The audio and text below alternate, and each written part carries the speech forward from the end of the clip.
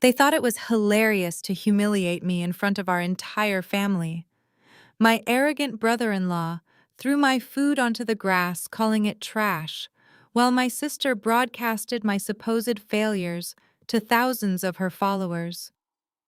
They treated me like a broke, miserable servant who should be grateful just to breathe the same air as them.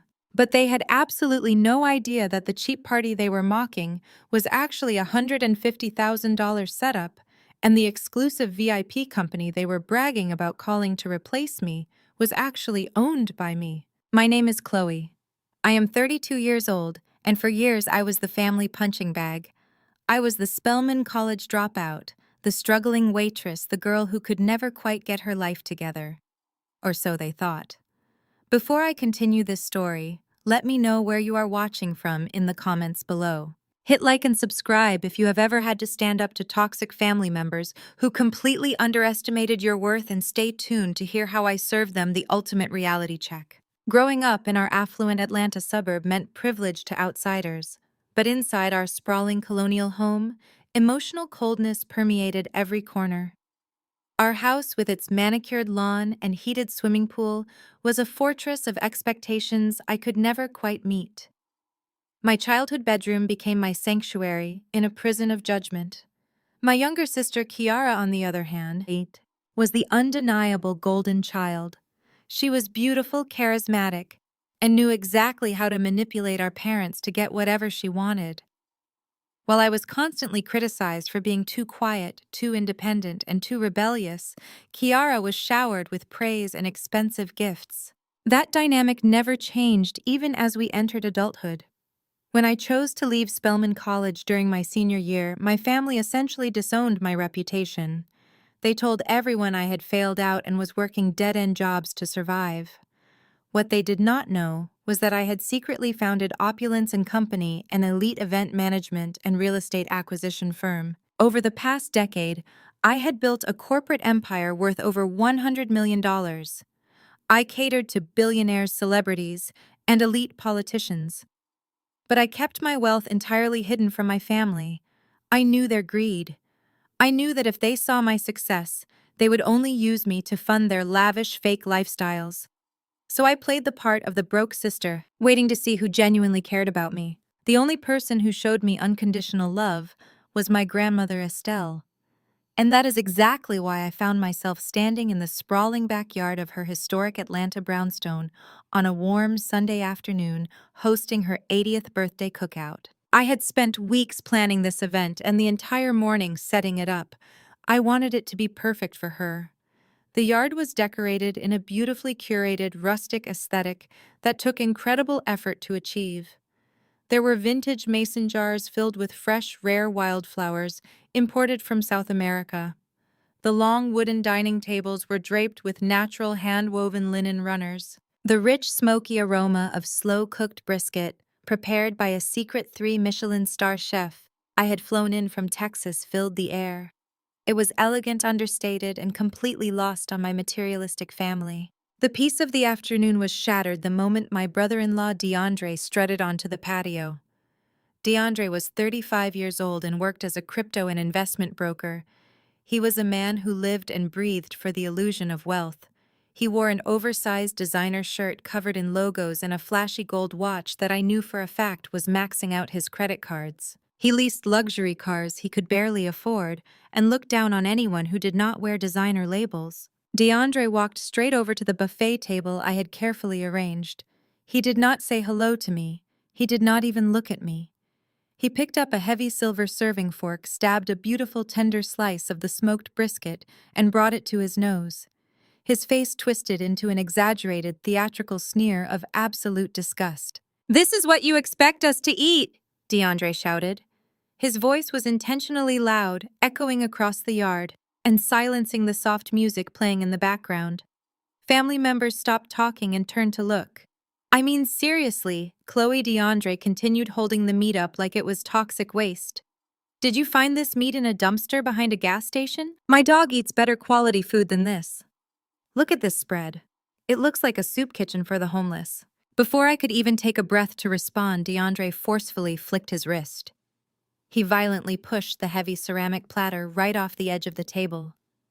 Time seemed to slow down as the plate flipped over in the air. It hit the freshly cut grass with a loud, sickening thud. The perfectly smoked brisket, the glazed carrots, and the roasted potatoes scattered across the dirt. Several aunts and uncles gasped, but nobody stepped forward to defend me. I stood there wiping my hands on my simple canvas apron. I did not yell. I did not cry. I just looked down at the ruined food, then up at his incredibly smug face. My calm silence only seemed to anger him more, fueling his desperate need to assert his dominance. Right on cue, my sister Kiara stepped up next to him. She was 30 years old, dressed in a tight cocktail dress that was completely inappropriate for a family barbecue. She already had her phone out, the camera pointed directly at my face, recording a live video for her thousands of followers. She loved nothing more than publicizing her glamorous life by contrasting it with my supposed misery. "Hey guys, look at this absolute disaster," Kiara said, laughing a high-pitched, mocking laugh into her phone screen. She panned the camera down to the ruined food on the grass and then over to the simple linen decorations on the tables. "This is exactly what happens when you let a college dropout try to plan an upscale event. I told DeAndre we should have just hired real professionals, but our mother insisted we let my sister do it out of pity. She is just a struggling waitress, guys. We had to let her feel useful today. It is honestly just sad at this point." Her words were designed to cut deep, to remind me of my place at the absolute bottom of the family hierarchy. My mother and Aunt Denise sat at the main patio table, sipping their drinks and nodding in agreement. "Honestly, Chloe," Aunt Denise chimed in, waving her hand dismissively in my direction, "Kiara is right. These decorations are embarrassing. You are humiliating us in front of the neighbors. We are a family of high status. DeAndre is closing a $20 million corporate merger this week, and you have us out here eating off wooden planks like absolute peasants. We deserve luxury, not this trash." Grandma Estelle sat quietly on the porch swing just a few feet away. She sipped her sweet tea, her expression completely unbothered. She was the only one who knew the absolute truth about my life, and she gave me a tiny, imperceptible nod to stay strong. DeAndre puffed out his chest at the mention of his supposed $20 million deal. He loved when Aunt Denise stroked his fragile ego. He reached into the pocket of his tight designer jeans and pulled out a sleek leather wallet. He dramatically pulled out a crisp $100 bill, making sure everyone around the yard could see it. With a look of pure contempt, he threw the money right at my feet. The bill fluttered in the warm summer breeze before landing softly next to the spilled brisket in the dirt. "Pick that up," DeAndre commanded, pointing a manicured finger at the grass. "Go down the street and buy some fast food chicken so my pregnant wife and I do not starve at this absolute joke of a party. And you better clean up this garbage right now. I refuse to sit in a yard that looks like a junkyard." I slowly looked down at the $100 bill resting in the dirt, and then I looked back up into his cold, arrogant eyes. I felt a familiar fire burning in my chest, but I kept my voice perfectly level and calm. "I'm not picking that up, DeAndre," I said, my voice carrying clearly across the silent yard. "And I am certainly not going anywhere to buy you anything. If you do not like the food that was provided, the front gate is right behind you. You are more than welcome to leave." DeAndre's arrogant smile faltered for a fraction of a second. He was clearly irritated that I was not breaking down in tears or apologizing profusely like a beaten dog. His jaw clenched, and a malicious grin slowly spread across his face. "Fine," he spat out, taking a step closer to me to try and intimidate me with his height. "You want to be useless and stubborn? I will handle this myself. I am calling Opulence and Company." Aunt Denise gasped in delight, and Kiara squealed, turning her camera back to her husband. "That is right," DeAndre boasted loudly to the crowd. "I am calling Opulence and Company. They are the most exclusive high-end VIP event firm in all of Atlanta. You have to be a millionaire just to get on their waiting list. But the chief executive officer over there owes me a massive personal favor from a business deal. I will have them send a private chef, a full waitstaff, and a luxury setup right now. Let me show you what real money and real class looks like, Chloe. Maybe you can take some notes for your little waitressing job." He pulled out his oversized smartphone, holding it high so Kiara could catch his grand gesture on her live stream. He confidently opened his contacts and dialed the number he claimed to have on speed dial. He stood tall, looking around the yard like a conquering king, completely and utterly unaware of the massive storm he was about to bring down on his own head. He held the phone to his ear with an exaggerated swagger, making sure every single person in the yard was watching his grand display of power. He tapped his expensive leather shoe on the grass, a smug grin plastered across his face as he waited for the line to connect. I stood perfectly still watching him. The irony of the situation was almost suffocating. DeAndre was calling the VIP emergency line for Opulence and Company. It was a highly restricted number given only to top-tier clients, politicians, and billionaires. It was designed for last-minute high-stakes event requests. I knew this because I was the one who created that number. And I also knew exactly where the phone connected to that line was currently located. The silence in the yard was absolute, broken only by the gentle rustling of the oak trees. Then a sharp, piercing ringtone sliced through the air. It was not coming from DeAndre's phone. It was coming from the deep front pocket of my canvas apron. The loud, corporate ringtone echoed across the patio, drawing every eye toward me. Kiara lowered her phone slightly, her perfectly arched eyebrows knitting together in annoyance. Aunt Denise stopped fanning herself. Even DeAndre paused, shooting me a glare of pure irritation. They all thought it was just my cheap personal phone interrupting DeAndre's highly important business call. None of them realized that the exact moment DeAndre pressed call, my secure business phone began to scream. "Turn that garbage off!" Kiara snapped, waving her manicured hand at me. "My husband is trying to conduct serious business, and you are standing there letting your cheap phone ring. It is probably a bill collector anyway. Just decline it and go clean up the mess you made." I did not break eye contact with DeAndre. I slowly reached into the deep pocket of my apron, my fingers wrapping around the sleek metal casing of my secure burner phone. I could feel it vibrating frantically against my palm. I knew exactly whose number was flashing on the caller ID screen. Without pulling the phone out for them to see, I simply pressed my thumb against the power button, sending the call directly to voicemail. The ringing stopped instantly, returning the yard to an uneasy silence. Across the lawn, DeAndre's confident smirk faltered for a fraction of a second. I watched as he pulled his phone away from his ear, staring at the screen with a flicker of genuine confusion. The call had been declined. He had been sent straight to the automated voicemail of the very company he was just bragging about having on speed dial. For a man whose entire identity was built on the illusion of importance being ignored was the ultimate insult. But DeAndre was a master manipulator.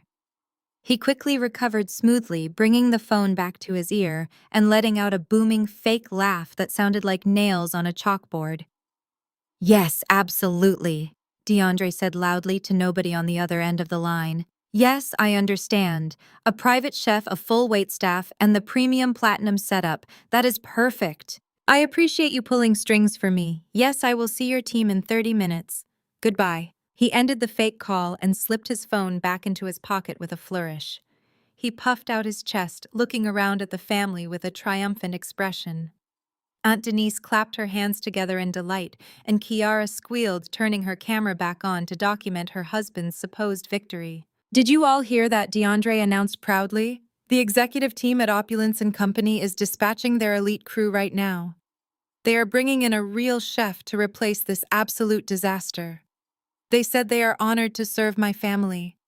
That is what happens when you have real connections in this city. People move mountains for you." It took every ounce of self-control I possessed to keep my face completely blank. The audacity of this man was staggering. He was standing in my grandmother's yard, blatantly lying to my entire family, bragging about a conversation that never happened with a company that I built from the ground up. He was writing checks with his mouth that his bank account could never cash. "Now," DeAndre said, turning his attention back to me. His voice hardened, losing its fake joviality and taking on the sharp, commanding tone of a dictator. "The real professionals are going to be here in less than 30 minutes. They need a clean canvas to work with. I want all of this cheap, raggedy garbage gone." He pointed at the beautiful vintage mason jars, the hand-woven linen runners, and the carefully arranged floral centerpieces I had spent hours sourcing. Take all of this junk and throw it in the dumpster behind the garage, he ordered. Grab a trash bag and scoop up that ruined meat you dropped on the lawn. Wipe down the tables. I do not want the opulence team showing up and thinking we live like animals. You have 20 minutes to make this yard look presentable, Chloe. Move. He snapped his fingers at me as if I were a disobedient dog. The sheer disrespect radiating from him was palpable. Kiara giggled softly from the sidelines, clearly enjoying the spectacle of her older sister being publicly degraded. My mother simply looked away, refusing to intervene, silently endorsing DeAndre's cruelty. I stood my ground. My feet were planted firmly on the grass. I did not reach for a trash bag. I did not move toward the tables. I just stared at him, my posture straight and my chin held high. I am not moving a single thing, I said. My voice was quiet, but laced with an icy authority that made a few of my cousins shift uncomfortably in their seats. I spent weeks planning this aesthetic for Grandma Estelle. Everything on these tables stays exactly where it is. If you want to throw a tantrum and order imaginary catering, that is your business. But I am not your maid, DeAndre. I am not cleaning up the food you deliberately threw on the ground, and I am certainly not dismantling my grandmother's birthday party to satisfy your massive, fragile ego. The air in the yard grew thick with tension. Nobody ever spoke to DeAndre like that. In this family, DeAndre and Kiara were untouchable royalty. Everyone bent over backwards to accommodate their delusions of grandeur because they mistakenly believed DeAndre was the wealthiest person in our bloodline. For me, the family failure to openly defy him was an act of absolute treason. DeAndre's face darkened, a furious red flush creeping up his neck. His hands balled into fists at his sides. He took a threatening step toward me, his fake wealthy persona slipping away to reveal the aggressive, insecure bully underneath. "Excuse me," he hissed, his voice dropping to a dangerous whisper. "Who do you think you are talking to? You are a broke, unemployed college dropout. You bring absolutely nothing to this family but embarrassment. I am trying to save this party, and you are going to do exactly what I tell you to do." "I am not doing anything," I replied, refusing to back down even an inch. Before DeAndre could close the distance between us, a loud, sharp crack echoed across the patio. Aunt Denise had slammed her heavy palm down on the glass patio table with such force that the drinks rattled and sloshed over the rims of their glasses. She pushed her chair back violently, the metal legs scraping harshly against the stone pavement. She stood up, her face twisted into a mask of pure, unadulterated rage. She marched down the patio steps and stormed right up to me, invading my personal space. "You listen to me, you ungrateful little brat," Aunt Denise shouted, pointing a thick finger directly in my face. "How dare you disrespect your brother-in-law like this? DeAndre is the only reason this family has any standing in this community. He provides, he achieves, and he brings us glory. And what do? You embarrass us. You quit school. You work pathetic jobs. You serve us food fit for a dog, and then have the audacity to talk back when a real man steps up to fix your miserable mistakes." I looked at my aunt, feeling a deep, profound sense of disgust. This was the woman who claimed to be a pillar of the church, yet she was always the first one to tear me down just to build Kiara up. "I am not disrespecting anyone, Aunt Denise," I said firmly, keeping my voice steady despite the adrenaline pumping through my veins. "I am defending my hard work. DeAndre is the one lying to all of you." "Do not you dare call him a liar!" Aunt Denise screamed, her face turning purple. "You are nothing but a jealous, bitter disappointment. You have been jealous of Kiara and DeAndre since the day they got married. You want to act high and mighty. You want to act like you run things around here. Well, let me give you a harsh reality check, Chloe."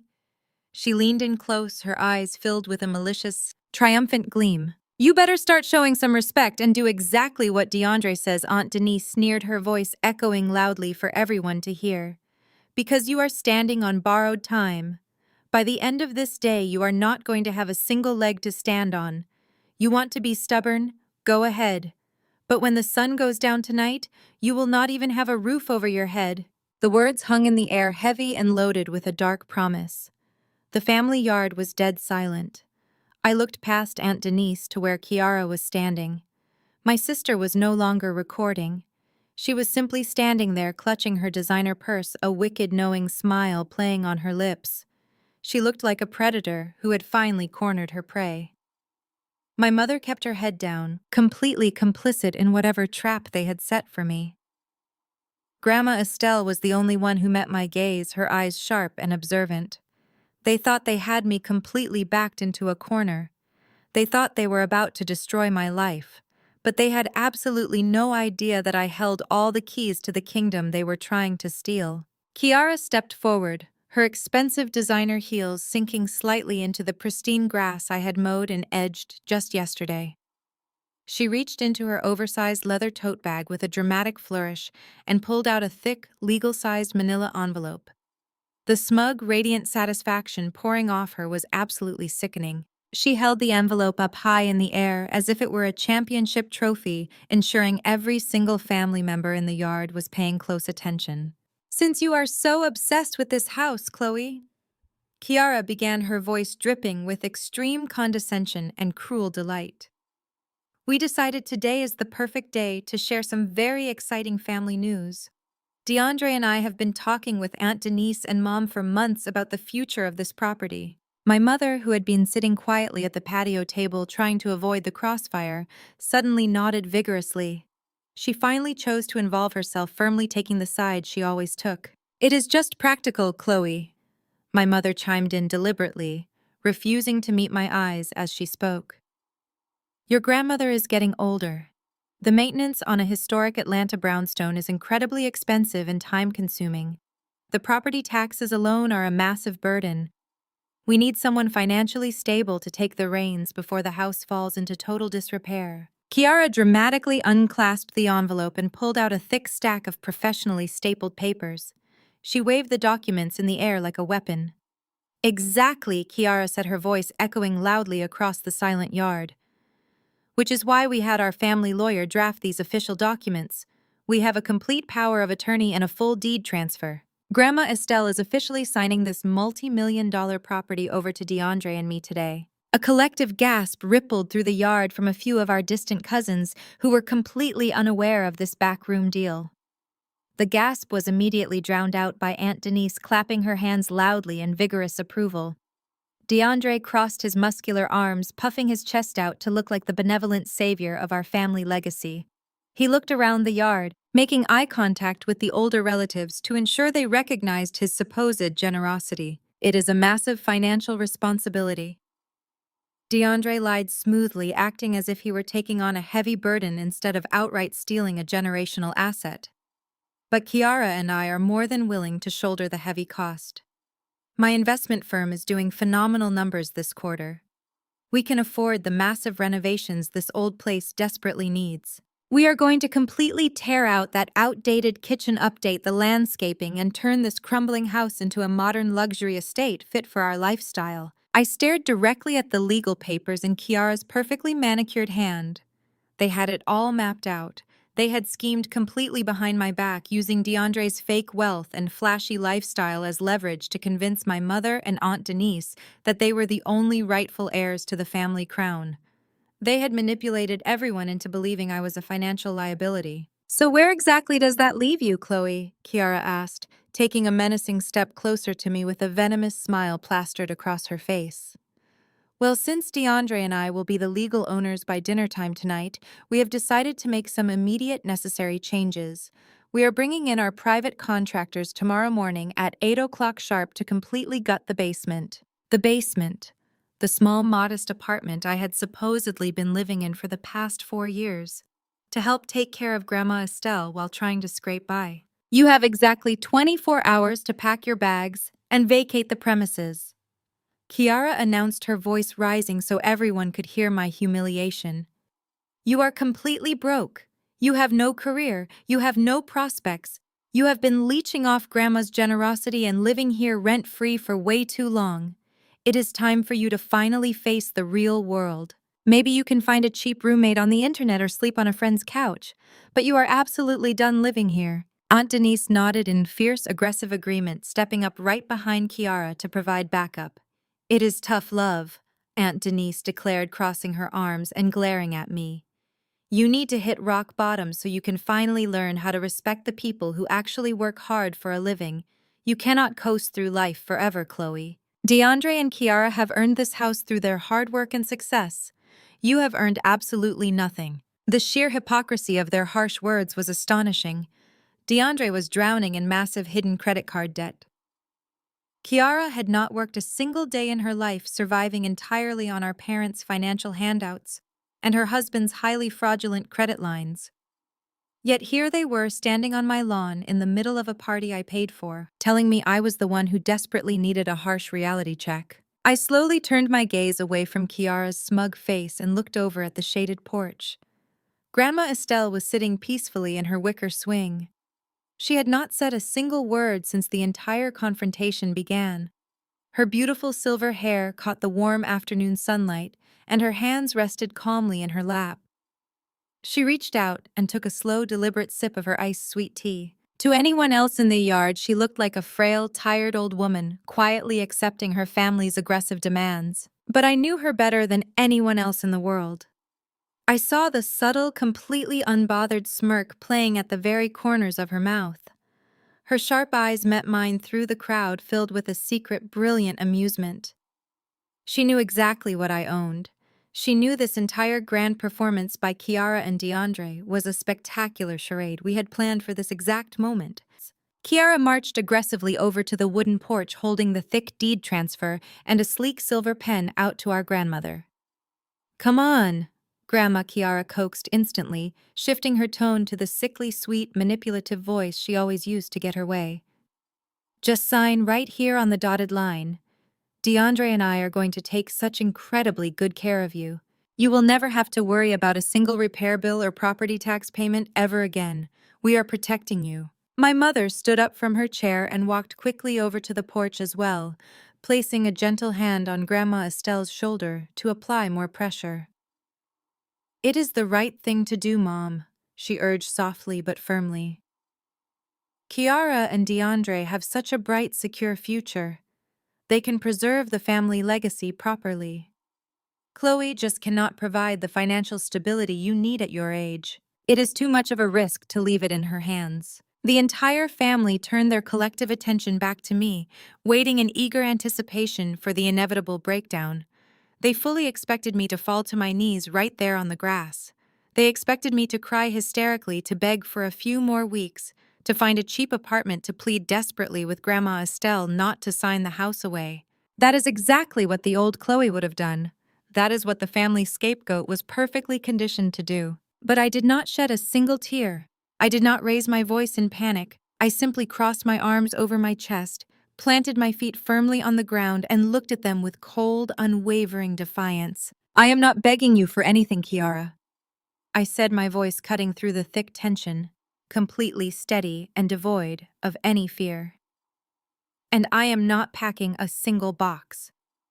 If you think a piece of paper is going to change who holds the actual power in this family, you are far more delusional than I ever thought." DeAndre let out a loud, mocking laugh that echoed off the brick walls of the house.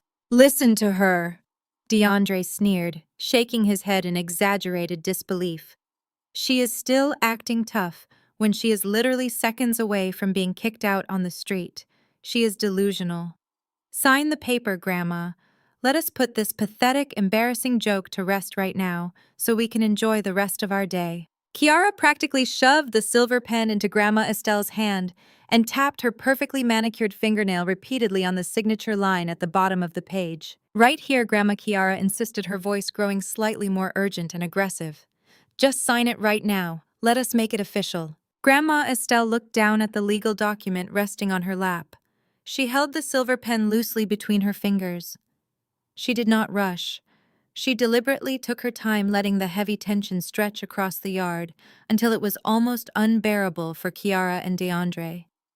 Kiara hovered over her, practically salivating at the thought of finally taking the one major asset I cared about. Just as the tip of the silver pen hovered a fraction of an inch above the surface of the paper, a deep, heavy rumbling sound suddenly interrupted the tense silence. It was a low, powerful mechanical hum that vibrated slightly through the ground, completely out of place in our quiet, upscale residential neighborhood. The sound grew steadily louder, accompanied by the heavy crunch of large tires turning onto the gravel at the very end of the long driveway. Aunt Denise frowned deeply. turning her head toward the tall iron front gates. DeAndre stopped his arrogant laughing, his brow furrowing in genuine confusion. Kiara stood up straight, letting out a frustrated sigh, deeply annoyed by the sudden interruption just seconds before she secured her ultimate prize. "What in the world is that noise?" my mother asked, shielding her eyes from the bright sun as she looked past the side of the large brick house. I did not need to look to know what was happening. I knew exactly what was coming down that driveway. I slowly uncrossed my arms, letting my hands fall to my sides, and allowed a small, genuine smile to finally touch my lips. The heavy automated iron gates at the main entrance of the property swung open smoothly. Gliding silently up the long, beautiful oak-lined driveway was a convoy of 3 identical sleek black Mercedes Sprinter vans.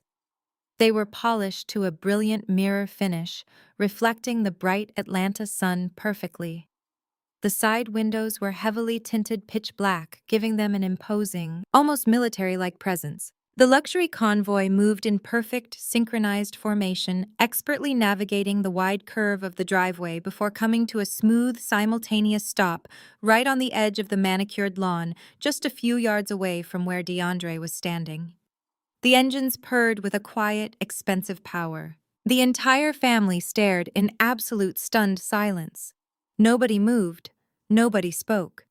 DeAndre's fake bravado completely vanished for a moment as he nervously eyed the luxury vehicles, completely unsure of what was happening. Kiara slowly lowered the deed transfer to her side, her jaw dropping slightly at the impressive display of wealth parked on our grass. The trap they thought they had so perfectly set for me was about to snap shut directly on their own fingers. As the engines of the 3 black Sprinter vans fell silent, the side doors of the lead vehicle caught the bright afternoon sunlight, revealing a stunning, meticulously embossed gold logo. It was a crest I knew intimately, featuring an elegant interlocking O and C. Beneath the crest, inscribed in a highly sophisticated serif font, were the words "Opulence and Company." The very company DeAndre had pretended to call just minutes ago on his cell phone. The collective breath of our family hitched. The tense, heavy silence in the yard was instantly replaced by a wave of frantic, excited whispers from my aunts, uncles, and cousins who were standing near the buffet tables. DeAndre stared at the vans, his eyes wide with a mixture of profound shock and sheer opportunism. For a brief second, I saw genuine confusion flash across his face. He knew his phone call had gone straight to my voicemail. He knew he had not actually spoken to a single human being. But DeAndre was a chronic narcissist who never missed an opportunity to elevate himself. Within seconds, he rearranged his features into a mask of incredibly smug, triumphant satisfaction. He turned around to face Aunt Denise, puffing his chest out even further, his expensive, ill-fitting shirt stretching tight across his broad shoulders. He wanted everyone to believe he was a master of the universe. "I told you they were fast," DeAndre announced loudly, making sure his booming voice carried over the murmurs of the stunned family. "When you operate at my level of finance, people do not ask questions. They just deliver. The chief executive officer of Opulence personally guaranteed me their platinum package, and here it is. I told them we had an absolute emergency on our hands thanks to Chloe, and they completely bypassed their exclusive waitlist just for me. That is what power looks like." Aunt Denise practically swooned, her eyes wide with absolute reverence. She placed a hand over her chest, looking at DeAndre as if he were a divine savior who had just descended from the heavens. "Oh, DeAndre, you are an absolute blessing to this family," she gushed, her voice loud and deeply intentional, so I would hear every word. "Thank goodness Kiara married a real man who knows how to take charge and provide for his people. This is what true generational wealth looks like, everyone. Take notes."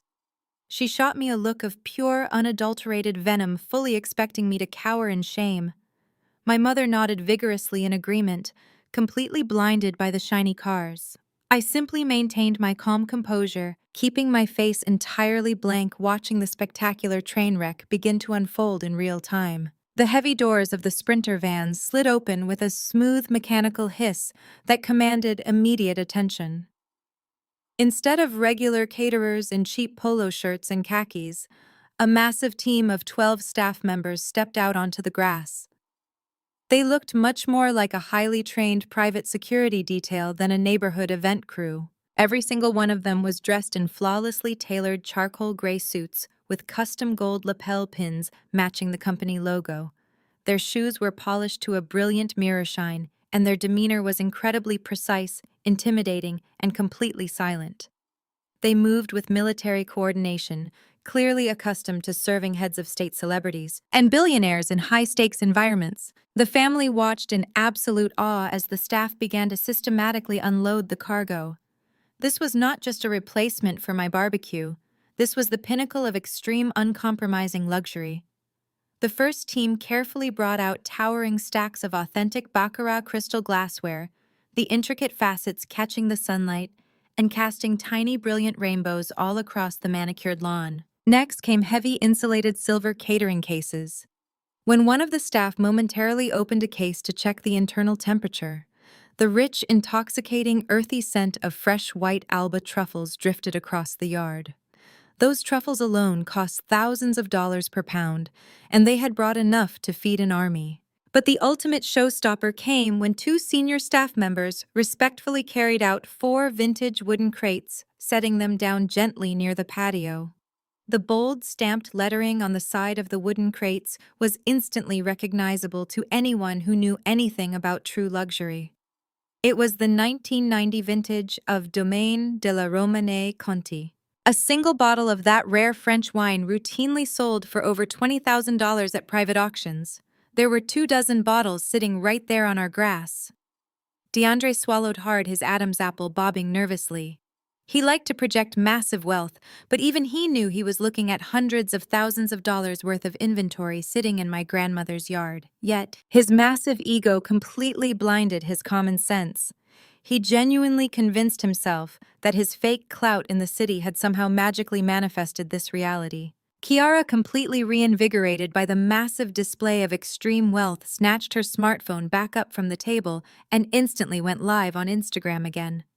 She pushed her way aggressively to the front of the crowd, making absolutely sure to get the Opulence and Company gold logo, the sparkling crystal, and the vintage wine crates perfectly in her frame. She wanted all of her followers to see exactly how she lived. "Hey guys, I am back."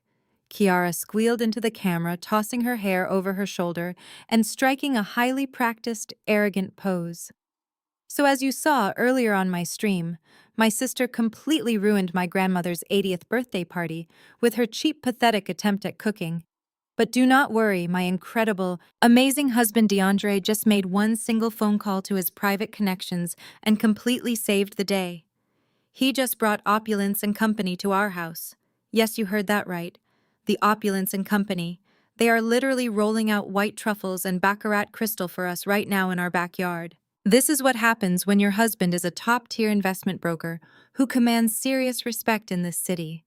Let this be a lesson to all of you. Never settle for mediocrity. She aimed her phone camera directly at me for a split second, laughing mockingly before turning it back to the sharply dressed staff members. It was a masterful, sickening performance of complete delusion. She was standing on the lawn of a house she was actively trying to steal, bragging to the internet about a luxury service she could never afford in a million years, and claiming full credit for a company I actually owned. The irony was so thick it was suffocating. Grandma Estelle remained seated on her wicker swing, her eyes sparkling with intense, silent amusement as she watched the entire family dig their own graves deeper and deeper with every arrogant word they spoke. DeAndre decided it was time to officially take command of his supposed new kingdom. He smoothed down the front of his flashy designer shirt, adjusted his heavy gold watch, and strutted across the lawn toward the luxury vans.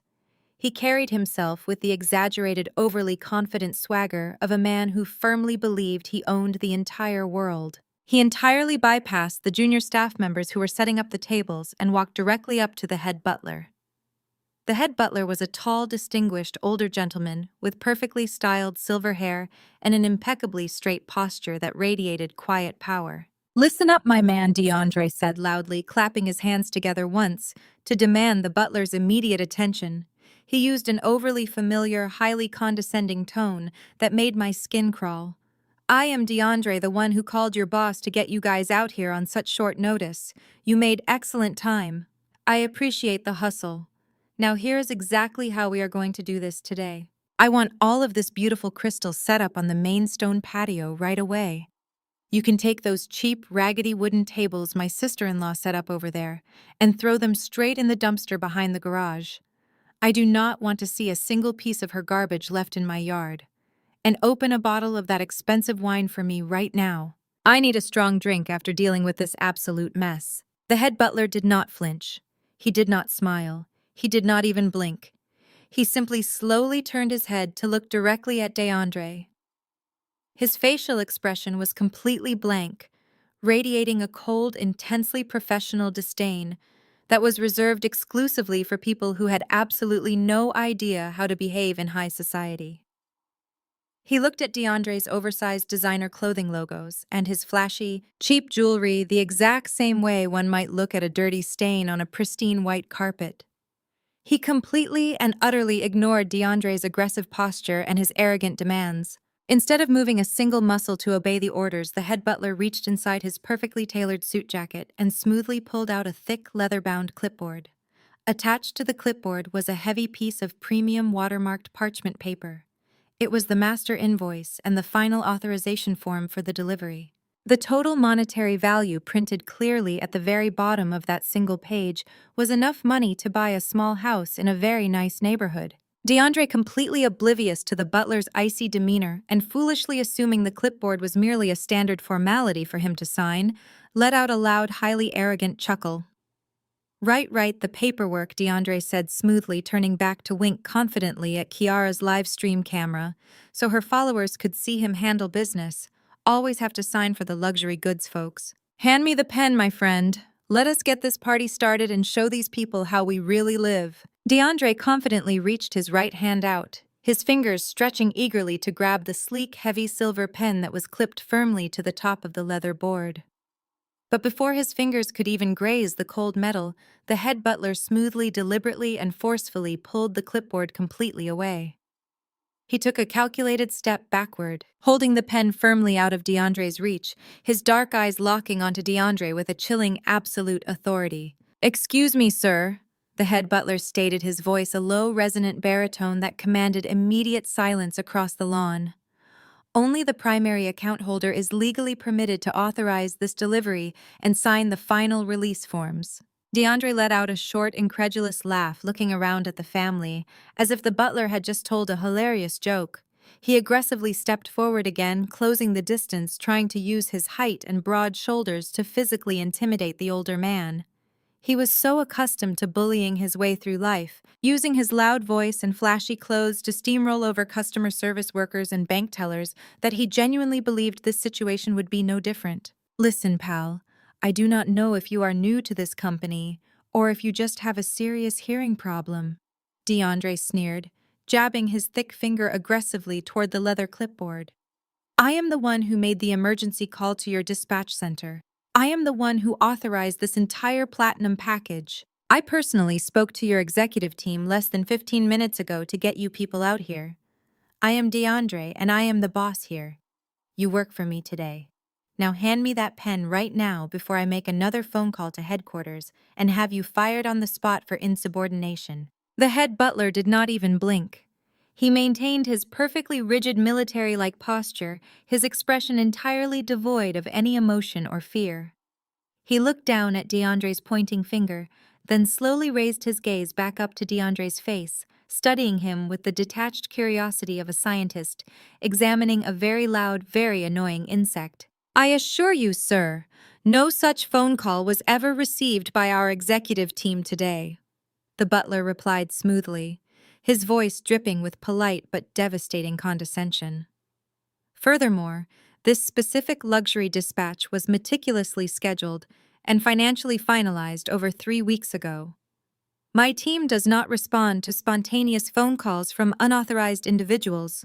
DeAndre's face contorted into a mask of pure ugly indignation. He could feel the eyes of the entire family burning into his back. Kiara's live stream was still actively broadcasting this entire humiliating exchange to thousands of her followers on the internet. He had to regain control of the narrative immediately before his fake empire crumbled. Are you calling me a liar in front of my own family? DeAndre shouted, his fake, wealthy persona, cracking, completely exposing the volatile, deeply insecure man hiding underneath the designer labels. I demand you give me that invoice right now. I am paying for this premium service and I expect to be treated with the utmost respect. Hand it over. The butler slowly lowered the clipboard, holding it tightly against his side, completely denying DeAndre access. Sir, there is absolutely nothing for you to pay, the butler said, his voice ringing with absolute crushing finality. The total invoice for today's services, which includes the vintage 1990 French wine, the imported white Alba truffles, the Baccarat crystal rentals, and the private security detail, comes to exactly $85,000. And that balance was paid in full 48 hours ago. A collective audible gasp swept through the family yard like a shockwave. $85,000 for a single backyard birthday party. It was a sum of money most of my relatives did not make in an entire year of hard labor. My mother covered her mouth with both hands, her eyes wide with absolute terror. Aunt Denise's jaw practically unhinged, her loud, judgmental mouth finally snapping shut. DeAndre stood frozen on the grass, his arms still awkwardly outstretched toward the clipboard, the blood draining completely from his face until he looked physically ill. He did not have $85,000. His credit cards were entirely maxed out. His checking accounts were overdrawn. He was actively dodging phone calls from collection agencies every single day. If the butler had actually handed him that invoice and demanded payment, DeAndre would have been completely exposed as a massive financial fraud right then and there. The realization of how close he just came to total ruin paralyzed him.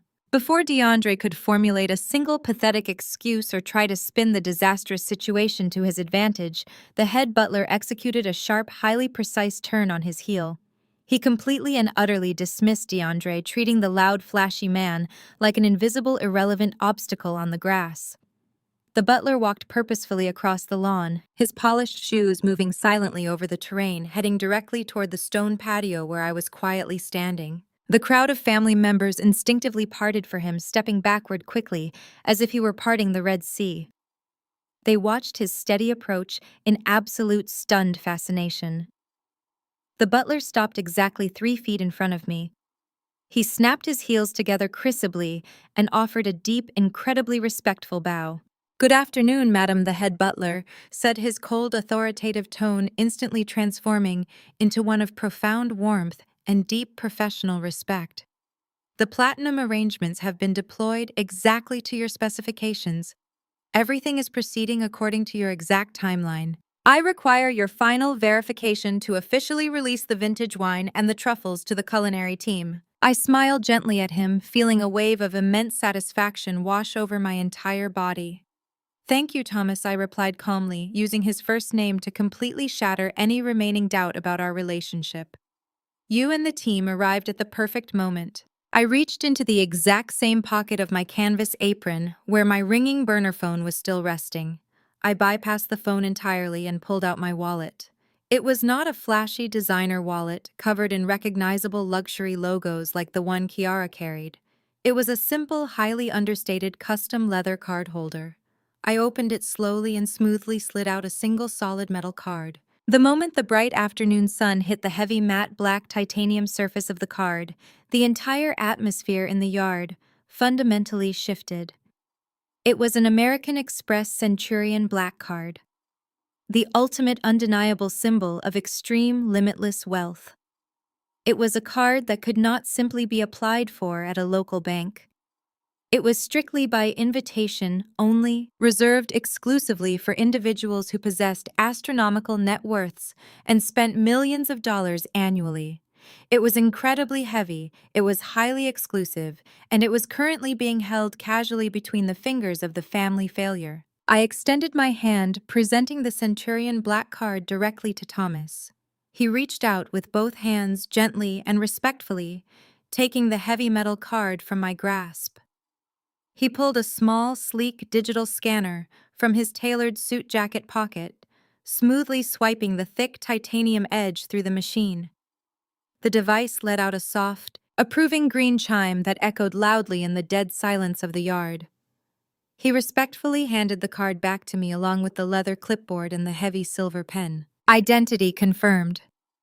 Madam Thomas announced loudly, intentionally projecting his voice to ensure his words carried to every single corner of the yard. Thank you for your continued valued patronage with Opulence and Company. I took the silver pen, signed my name with a quick, elegant flourish on the bottom of the $85,000 invoice, and handed the clipboard back to him. You may begin the service, Thomas, I instructed gently. The silence that followed was entirely deafening. It was not just quiet, it was a paralyzed, breathless void. The family was completely frozen, in a state of profound shock. My mother looked as if she were about to faint, her eyes darting frantically between my calm face and the massive team of luxury staff who were now actively setting up sparkling crystal on our tables. My cousins stood with their mouths hanging open, completely unable to process the visual information their brains were receiving. Aunt Denise, who had spent the entire afternoon aggressively screaming at me, calling me a worthless peasant and demanding I respect. DeAndre suddenly took a weak, trembling step backward. Her face turned a sickly shade of gray. Her hand trembled so violently that she lost her grip on her heavy glass of iced tea. The glass slipped from her thick fingers, crashing onto the hard stone patio and shattering into dozens of sharp, glittering pieces. The loud crash broke the hypnotic spell hanging over the yard, but absolutely nobody moved to clean it up or ask if she was all right. DeAndre was breathing heavily, his chest heaving up and down rapidly, as if he had just sprinted a marathon. He stared at the black card in my hand with wide, terrified eyes. His entire fabricated reality, his delicate house of cards built on lies and leased luxury, was collapsing around him in real time, and there was absolutely nothing he could do to stop it. But it was Kiara who finally broke the heavy silence.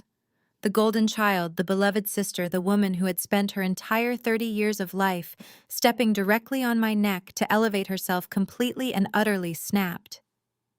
Her brain simply could not comprehend a reality where I was superior to her in any way. Her beautiful face turned a violent, mottled shade of crimson. The thick veins in her neck bulged against her skin. She dropped her phone, completely abandoning her live stream, letting the expensive device tumble carelessly onto the grass. She let out a piercing, hysterical scream of pure, unadulterated rage that startled the birds in the trees. "That is impossible!" Kiara shrieked, pointing a violently shaking finger directly at my face.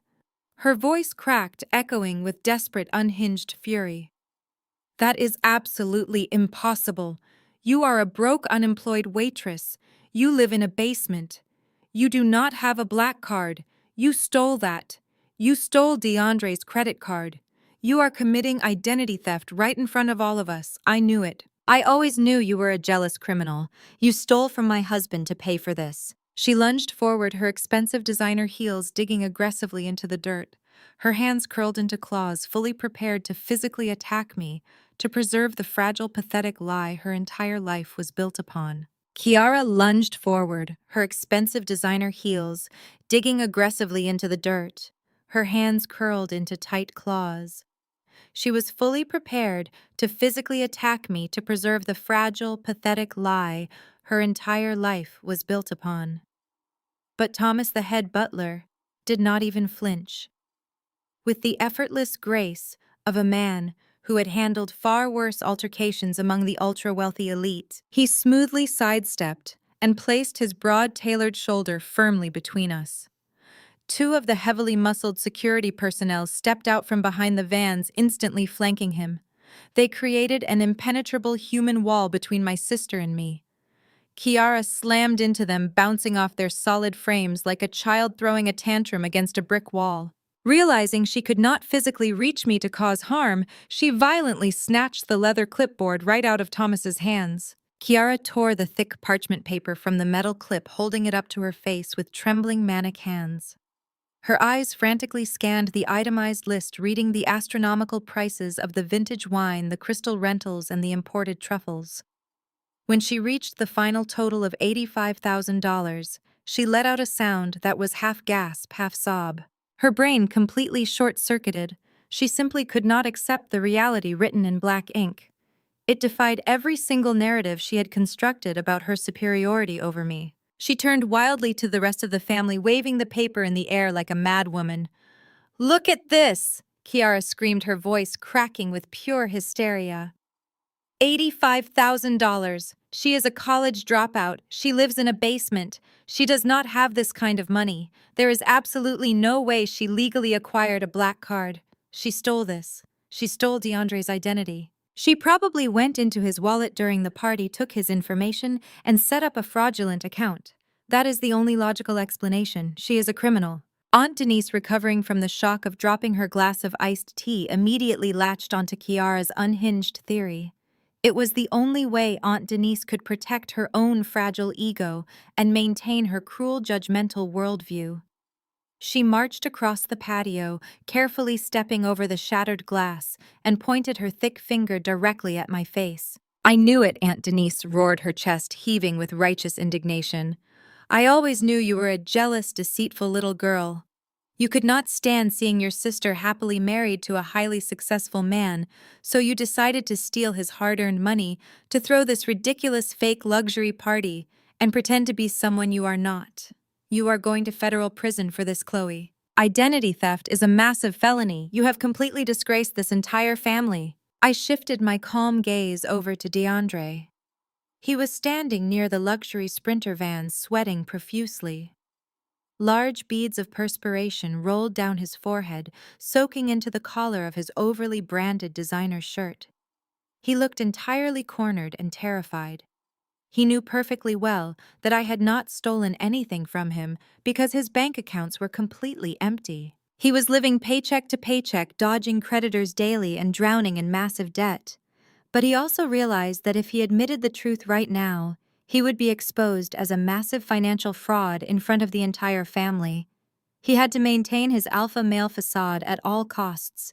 He had to double down on the massive lie to save his own skin. DeAndre aggressively wiped the sweat from his brow and puffed out his chest, stepping forward to join his screaming wife and Aunt Denise. "You are absolutely right, baby," DeAndre said to Kiara, forcing his voice to sound deep and commanding, though it trembled slightly with underlying frantic panic. "I have been noticing some highly suspicious activity on my accounts recently. I thought it was just a minor bank error due to the massive $20 million merger I am closing next week, but now it all makes perfect sense. Chloe has been siphoning my wealth behind my back." He reached into his tight pocket and pulled out his phone, holding it high for everyone to see. "I am not playing games with you anymore, Chloe," DeAndre announced, his voice booming across the yard to ensure all the cousins and uncles were paying attention. "You crossed the wrong man today. I am calling the authorities. You are going to be arrested, processed, and locked in a small cell where you belong." DeAndre aggressively dialed 911 and put the phone on speaker so the entire yard could hear the operator answer. "911, what is your emergency?" The dispatcher's calm, professional voice echoed through the tense, heavy air. "Yes, I need police dispatched immediately to my residence." DeAndre lied smoothly, giving them my grandmother's address as if he already owned the historic property. "I am a high-net-worth investment broker, and I have just caught my sister-in-law committing massive credit card fraud and grand larceny. She has stolen nearly $100,000 from my private corporate accounts. She is hostile, completely unhinged, and refusing to leave my property. Please send officers right away before she tries to escape." The dispatcher quickly confirmed the address and stated that units were already patrolling in the area and would be arriving shortly. DeAndre hung up the phone with a sharp, aggressive tap of his finger. A sickeningly triumphant smirk returned to his sweaty face. He looked at me as if he had just won the ultimate victory. "You better enjoy your last few minutes of freedom, Chloe," he sneered, crossing his arms over his chest, "because your pathetic little charade is officially over." The entire family yard erupted into absolute chaos. Cousins were whispering frantically to each other. Uncles were shaking their heads in deep disgust. And Kiara was actively crying fake dramatic tears of victimhood into DeAndre's chest. My mother paced nervously near the patio, wringing her hands together deliberately, refusing to look in my direction. She had already decided I was guilty without asking a single question. She always chose Kiara's fabricated version of reality over mine. It was a painful realization, but one I had made peace with a very long time ago. Today was not about saving my relationship with them. Today was about permanently severing the chains of their toxic expectations. Through the screaming and the chaos, I remained perfectly calm. I did not raise my voice. I did not attempt to defend myself against their ridiculous, baseless accusations. I simply turned my back on them and walked away. I strolled casually across the grass, completely ignoring the screaming mob of my own relatives. The opulence and company staff paid the frantic family absolutely no mind. They operated with ruthless, quiet efficiency, moving smoothly past the screaming aunts to lay out crisp white linens and arrange the sparkling crystal on the tables. It was an incredibly surreal scene. Half the yard was a toxic family meltdown, and the other half was a serene, highly orchestrated luxury setup preparing for a king. I walked directly over to the spot where DeAndre had violently shoved my carefully prepared platter of food onto the ground. The heavy ceramic platter had landed upside down in the dirt, but several thick, perfectly smoked slices of the 3 Michelin-star brisket had landed safely on a clean white linen napkin that had fallen with the tray. I slowly reached down, picked up a beautiful piece of the tender meat with my bare hands, and walked over to the wooden porch. I sat down right next to Grandma Estelle on the wicker swing. She looked at me, her sharp eyes dancing with immense amusement, and gave my knee a gentle, reassuring pat. I took a slow, deliberate bite of the cold brisket. It was absolutely delicious. The rich, smoky flavor melted on my tongue. I chewed slowly, looking out over the yard, watching Kiara and DeAndre celebrate their imaginary legal victory. I was entirely unbothered. Their panic was palpable and their desperation was intoxicating. They truly believed the police were coming to take me away in handcuffs. They had absolutely no idea that the authorities arriving would be the absolute catalyst for their own public destruction. The warm afternoon air grew heavy with thick anticipation. Aunt Denise continued to shout loud insults at me from across the yard, calling me a total disgrace to the family name and demanding that I apologize on my knees to DeAndre before the police arrived. I tuned her out completely. I finished the piece of brisket and calmly wiped my fingers on a clean napkin resting on the arm of the swing. Thomas walked over to the porch holding a polished silver tray with a single perfectly poured crystal glass of the vintage 1990 French wine. He bowed deeply and offered it to me with both hands. I took the glass, inhaling the complex, earthy aroma of the extremely rare vintage. I took a slow, luxurious sip, letting the smooth liquid coat my throat. I was silently celebrating the final moments of their reign of terror over my life. Then the faint, high-pitched wail of sirens pierced the quiet suburban atmosphere. The sound started off distant, a faint echo bouncing off the large brick homes in the affluent neighborhood. But it grew louder with terrifying speed. The wailing sirens cut violently through the frantic chatter of the family, forcing everyone to fall completely silent. Aunt Denise immediately stopped her relentless yelling, her mouth hanging open. DeAndre stood up straighter, adjusting his collar, trying desperately to look incredibly authoritative and wealthy for the arriving officers. Kiara quickly wiped her fake tears away, a massive, cruel smile spreading across her face. The sirens grew deafeningly loud, completely drowning out the soft rhythm and blues music that was still playing from the outdoor speakers. The heavy crunch of thick tires violently taking the turn onto our long gravel driveway echoed through the yard like thunder. Through the tall, ancient oak trees, brilliant flashes of red and blue light cut through the afternoon sun, reflecting off the shiny black paint of the luxury vans. 2 heavily armored police cruisers sped up the driveway, coming to a sharp, aggressive halt right on the edge of the manicured lawn, kicking up a small cloud of dust. The heavy doors of the cruisers were instantly thrown open. The flashing lights painted the entire yard in chaotic strokes of neon colors, casting long, dramatic shadows across the grass. Kiara practically vibrated with malicious, uncontrollable excitement. She marched forward toward the vehicles, pointing her manicured finger triumphantly directly at me as I sat peacefully on the porch swing. Kiara practically vibrated with malicious, uncontrollable excitement. She marched forward toward the vehicles, pointing her manicured finger triumphantly directly at me as I sat peacefully on the porch swing. She fully expected the officers to draw their weapons, rush onto the porch, and throw me face down onto the wooden floorboards. She expected to watch me cry and beg for mercy as the cold steel cuffs clicked around my wrists. "Officers, thank goodness you are here," Kiara cried out, her voice echoing shrilly over the manicured hedges. "I am the granddaughter of the homeowner, and my husband is the high net worth broker who just called 911. You have to arrest that woman sitting on the porch immediately. She is my sister, but she is a dangerous criminal. She has committed massive identity theft and stolen nearly $100,000 from my husband's private corporate bank accounts to pay for this ridiculous party.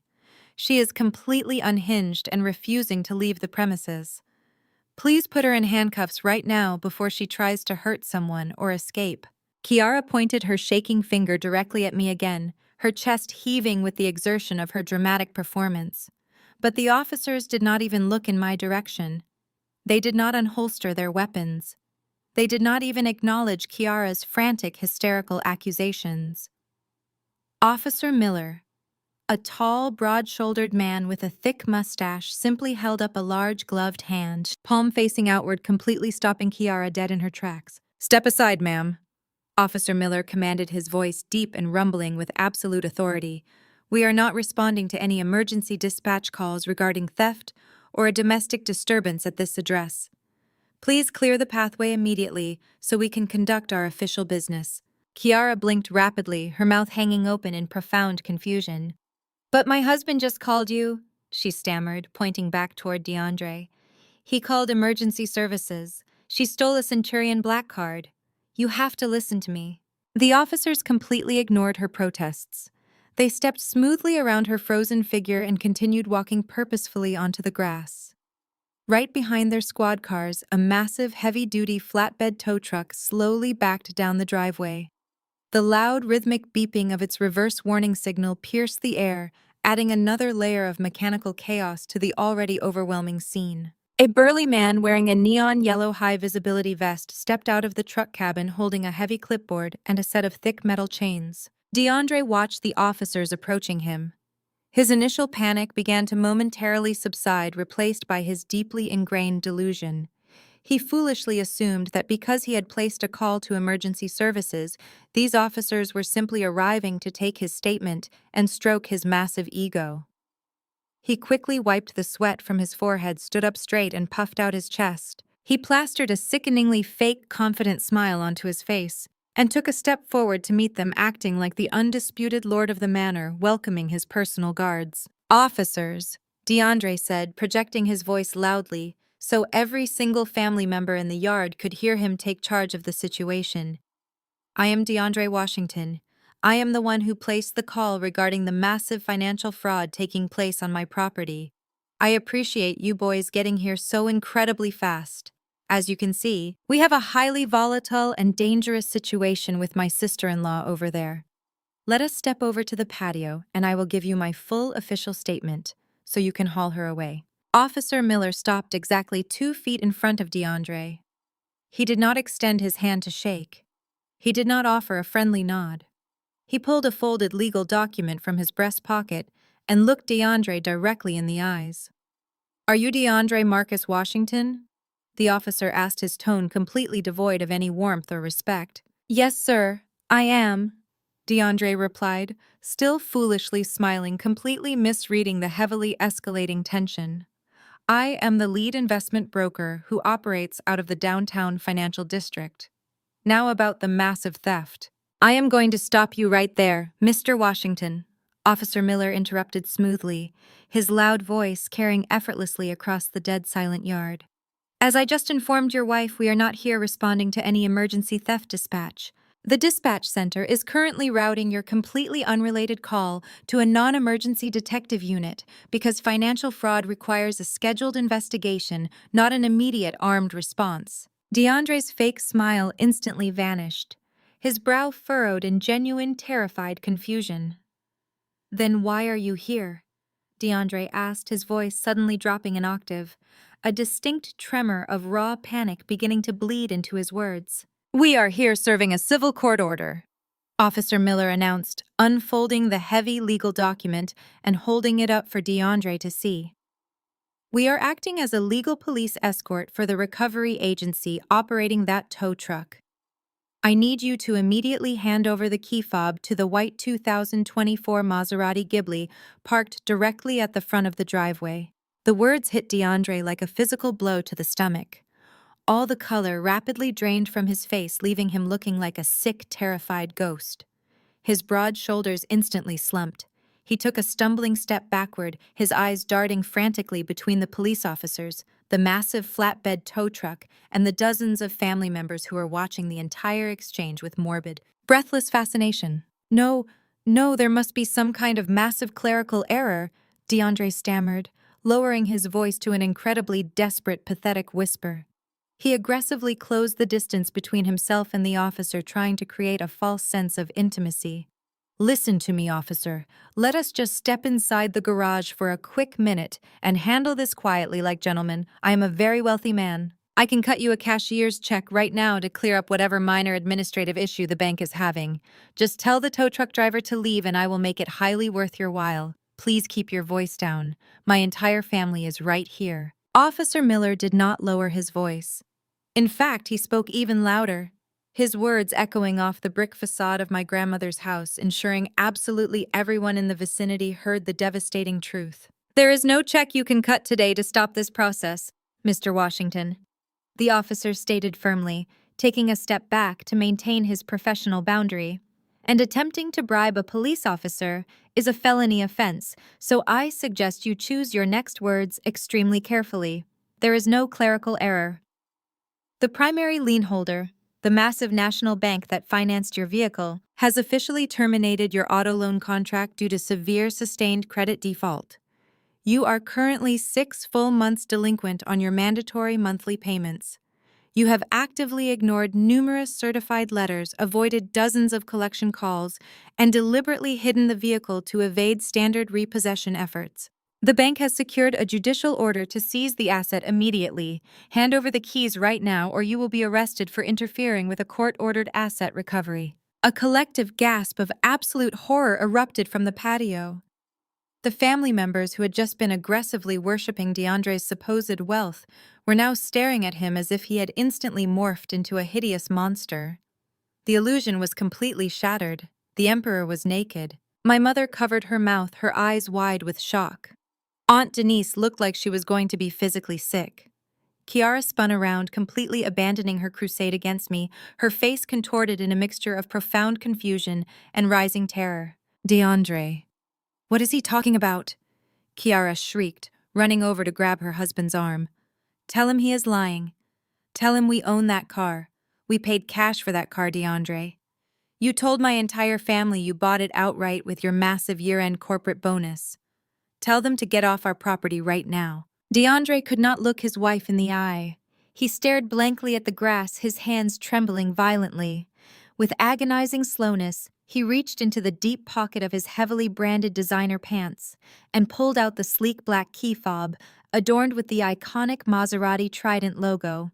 He handed it over to Officer Miller without saying a single word, completely surrendering his final shred of manufactured dignity. Officer Miller tossed the keys over his shoulder to the tow truck operator.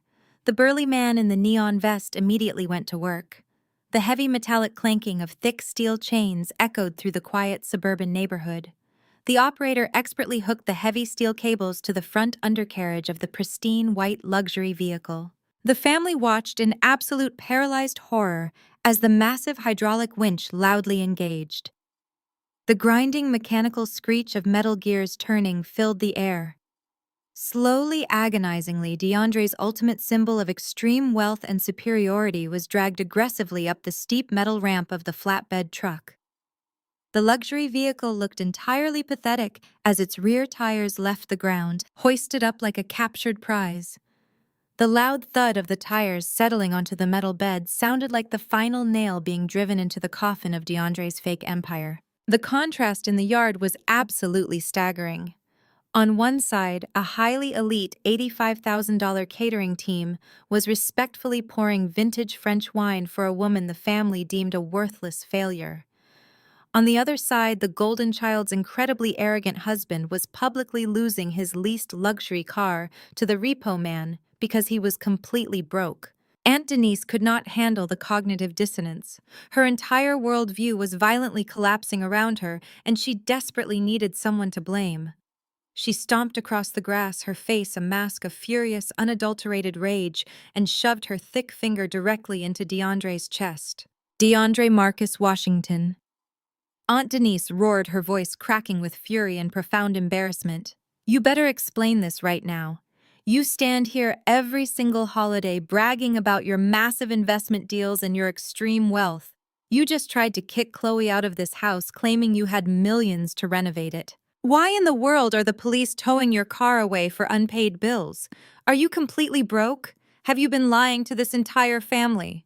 DeAndre was completely cornered, sweating profusely, staring at the angry faces of the relatives who had worshipped him just 10 minutes ago. His mind raced frantically, desperately trying to construct one final pathetic lie to shield his massive ego from the crushing reality. It is a massive federal misunderstanding, DeAndre stammered out, his voice shaking uncontrollably as he backed away from Aunt Denise's aggressive posture. My accounts are not empty. I have millions. But my bank accounts are temporarily frozen by the federal government right now. Yes, that is it. They are frozen. It is because of the massive $20 million corporate merger I am closing on Monday morning. It is standard securities and exchange commission protocol for high net worth brokers during massive acquisitions. My money is simply tied up in a secure escrow account for the weekend, and the auto loan bank just panicked. By Tuesday, I will buy 3 of those cars in straight cash. I swear to you, Kiara, I am not broke. He looked desperately at his wife, begging her to believe his ridiculous, nonsensical financial explanation. But before Kiara could even open her mouth to respond, a new vehicle smoothly turned onto the gravel driveway, instantly rendering DeAndre's final desperate lie completely useless. Before that new vehicle could even fully come into view through the thick oak trees lining the estate, DeAndre aggressively stepped directly into Kiara's line of sight. He physically blocked her from looking down the long driveway, grabbing her bare shoulders with a grip that was tight and entirely desperate. He desperately needed to control the narrative before reality completely crushed his manufactured world. The low crunch of heavy tires on gravel was faintly audible in the background, but DeAndre raised his voice to a booming theatrical pitch, demanding the absolute attention of the entire yard and drowning out the approaching sound. Listen to me, Kiara. DeAndre pleaded loudly, his chest heaving as he stared intensely into his wife's eyes. That car means absolutely nothing to us. It is just a write-off. It is a standard tax loophole my accounting firm advised me to take, because on Monday morning, our life changes forever. I did not want to ruin the massive surprise I had planned for you, but my firm is closing a $20 million acquisition directly with Sterling Pierce. The name Sterling Pierce hung heavily in the warm afternoon air. Everyone in Atlanta knew exactly who Sterling Pierce was.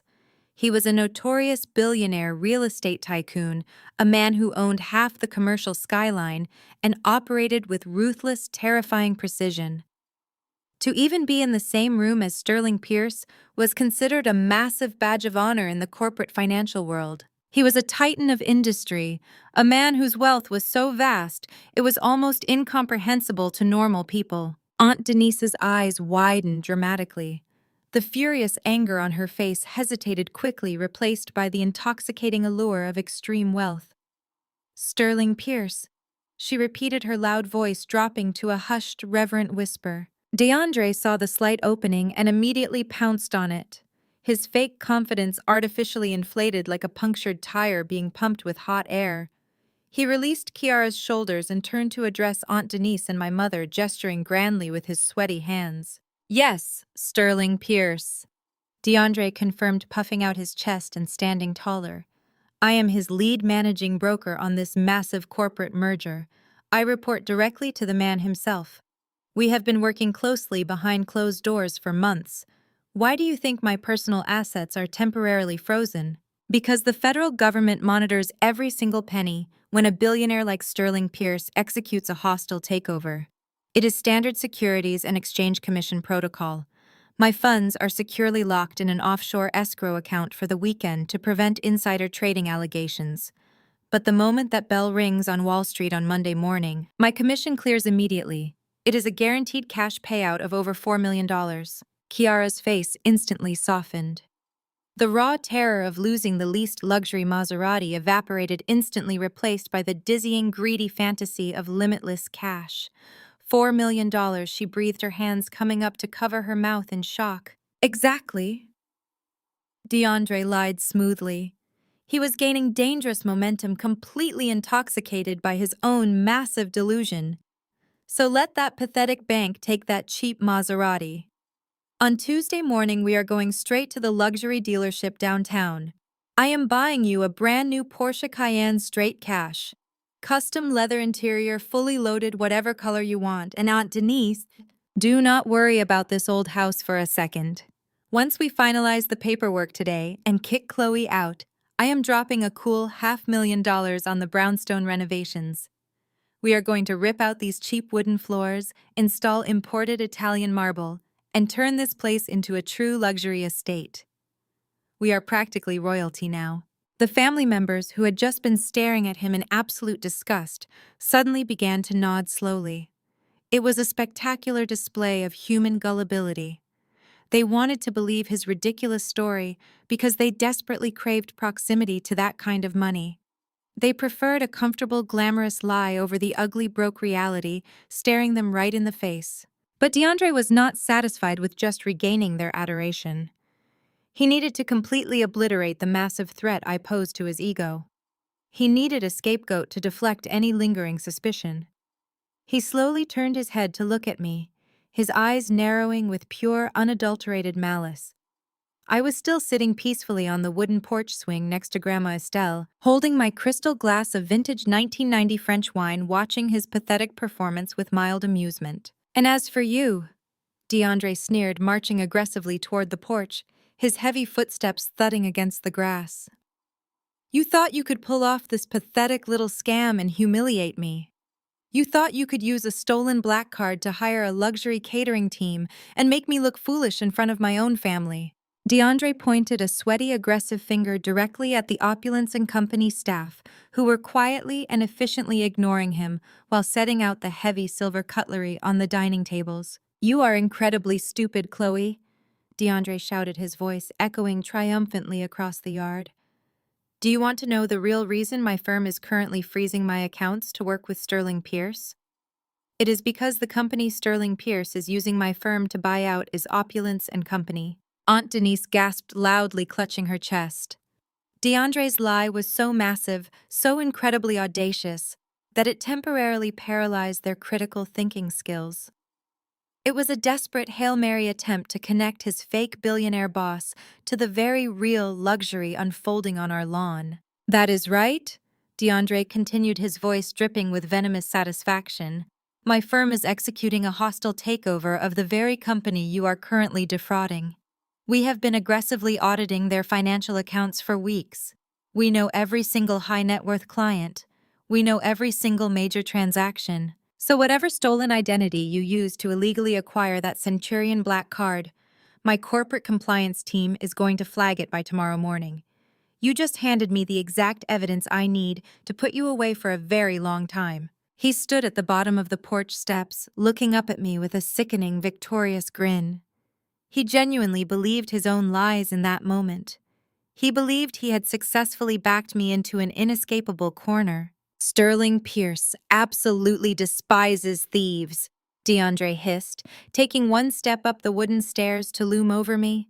He prosecutes financial fraud to the absolute maximum extent of the federal law. He has a team of ruthless corporate lawyers who will completely destroy your life without a second thought. I am going to personally hand them your file on Monday, Chloe. You are going to be investigated by the Federal Bureau of Investigation. You are going to federal prison for grand larceny. And while you are sitting in a tiny concrete cell wearing a cheap orange jumpsuit, Kiara and I will be drinking expensive champagne in our newly renovated mansion, built entirely on the massive commission I made from crushing you. Aunt Denise crossed her thick arms over her chest, her face twisting into a cruel, highly satisfied sneer. I knew it, she declared loudly, looking around at the silent cousins and uncles. I knew she was a criminal from the start.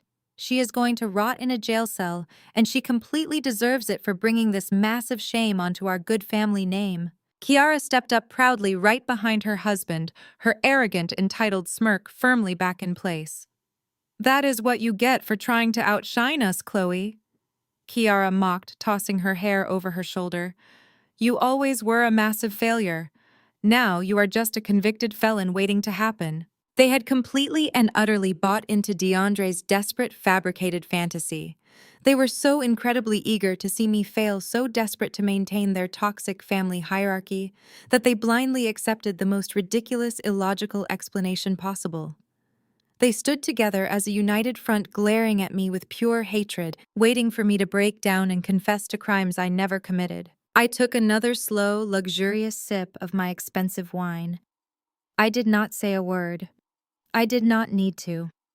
Because DeAndre's moment of fabricated glory was painfully, devastatingly short-lived. His massive screaming monologue had completely distracted everyone from the sound of the vehicle that had finished navigating the long gravel driveway.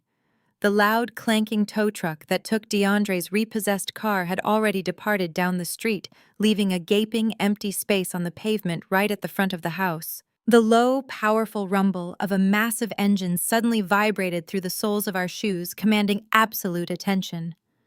The heavy crunch of tires on gravel grew deafeningly loud. Everyone in the yard, including DeAndre and Kiara, slowly turned their heads away from the porch and looked toward the front of the property. Gliding effortlessly into the exact empty space where DeAndre's fake symbol of wealth used to sit was a vehicle that made the Maserati look like a cheap, discarded plastic toy. It was a fully armored Mercedes Maybach limousine. It was stretched incredibly long and painted in a custom deep obsidian black that seemed to completely absorb the bright afternoon sunlight. The thick chrome accents gleamed with blinding intensity. The heavy ballistic windows were heavily tinted pitch black, making it completely impenetrable from the outside. It moved with the silent, heavy, intimidating grace of an absolute apex predator entering its undisputed territory. The tires crunched softly against the pavement as the massive luxury vehicle came to a smooth, perfect stop. The entire family stared in absolute, breathless silence. The Maybach was the ultimate, undeniable manifestation of pure billionaire wealth.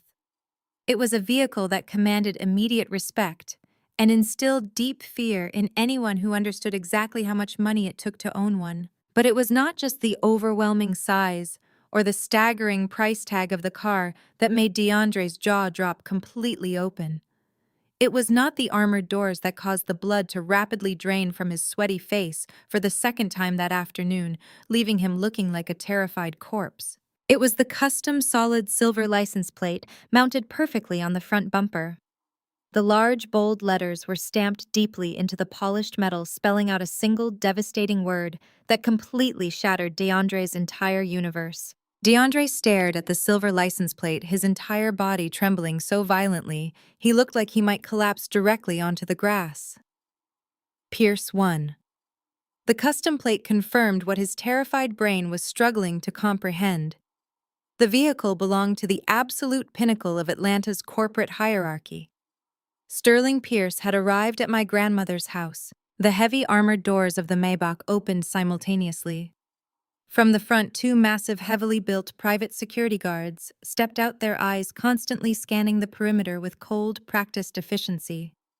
From the rear passenger door, a man emerged who radiated pure, unfiltered power. Sterling Pierce was a distinguished, commanding figure in his late 50s, dressed in an impeccably tailored charcoal gray Brioni suit that probably cost more than DeAndre's entire fabricated net worth. His silver hair was perfectly styled, and his sharp, calculating eyes immediately swept across the chaotic scene unfolding in our yard. DeAndre's initial shock rapidly morphed into a blinding, desperate delusion. He turned to Kiara, his face pale and slick with sweat, but his eyes were wide with a frantic, manic light. "Do you see that, Kiara?" DeAndre hissed, grabbing her arm tightly and pointing toward the billionaire. I told you I report directly to him. He came here personally. He must have tracked me down because the $20 million merger is finally complete. He is here to celebrate the deal and give me my massive commission check directly in front of all of you." Kiara's face lit up with a greedy, triumphant smile. She completely forgot about the repo man, the police officers, and the $85,000 catering bill. All she saw was the billionaire who was supposedly about to elevate her to unimaginable levels of wealth. She quickly smoothed down her inappropriate cocktail dress, trying desperately to look like a respectable, wealthy corporate wife. DeAndre did not waste another second. He needed to secure his dominance and publicly humiliate me one final time before his imaginary massive payout. He puffed out his chest, plastering his sickeningly fake, overly confident smile back onto his face.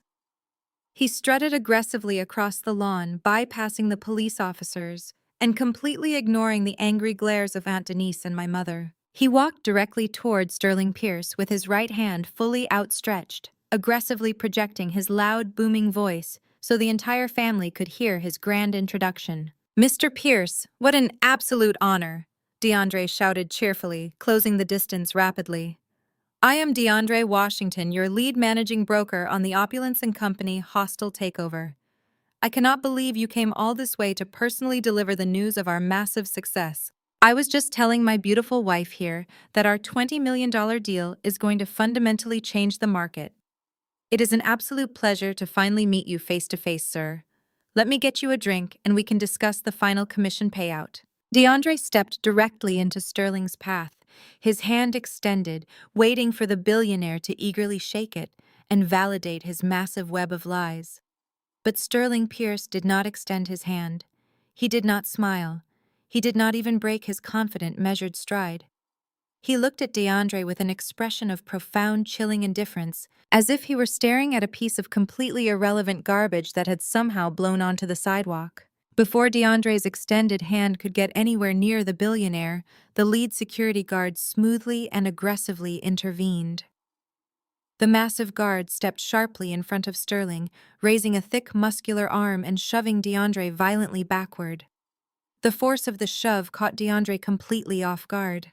He stumbled awkwardly over his own expensive shoes, waving his arms frantically to maintain his balance before finally tripping and falling hard onto his backside right in the middle of the grass. "Do not approach Mr. Pierce," the security guard growled, his hand hovering dangerously close to the weapon concealed beneath his suit jacket. "Maintain your distance immediately." The entire family gasped collectively. Aunt Denise covered her mouth, her eyes wide with absolute horror. Kiara let out a small, pathetic shriek, too terrified of the massive security guards to run forward and help her husband off the ground. DeAndre sat in the dirt, his expensive clothes soiled, his face flushed a deep, humiliating crimson. He looked up at Sterling Pierce, completely bewildered and utterly humiliated in front of the very people he had spent years trying to dominate. But Sterling Pierce did not pause to acknowledge DeAndre's pathetic fall. He did not offer an apology, and he certainly did not ask about any imaginary corporate merger.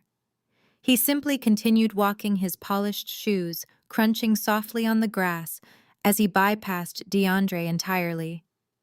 He walked with a steady, purposeful grace, moving directly past the stunned police officers, past my terrified mother, and past Kiara, who was frantically backing away from his imposing presence. Sterling Pierce walked straight toward the wooden porch.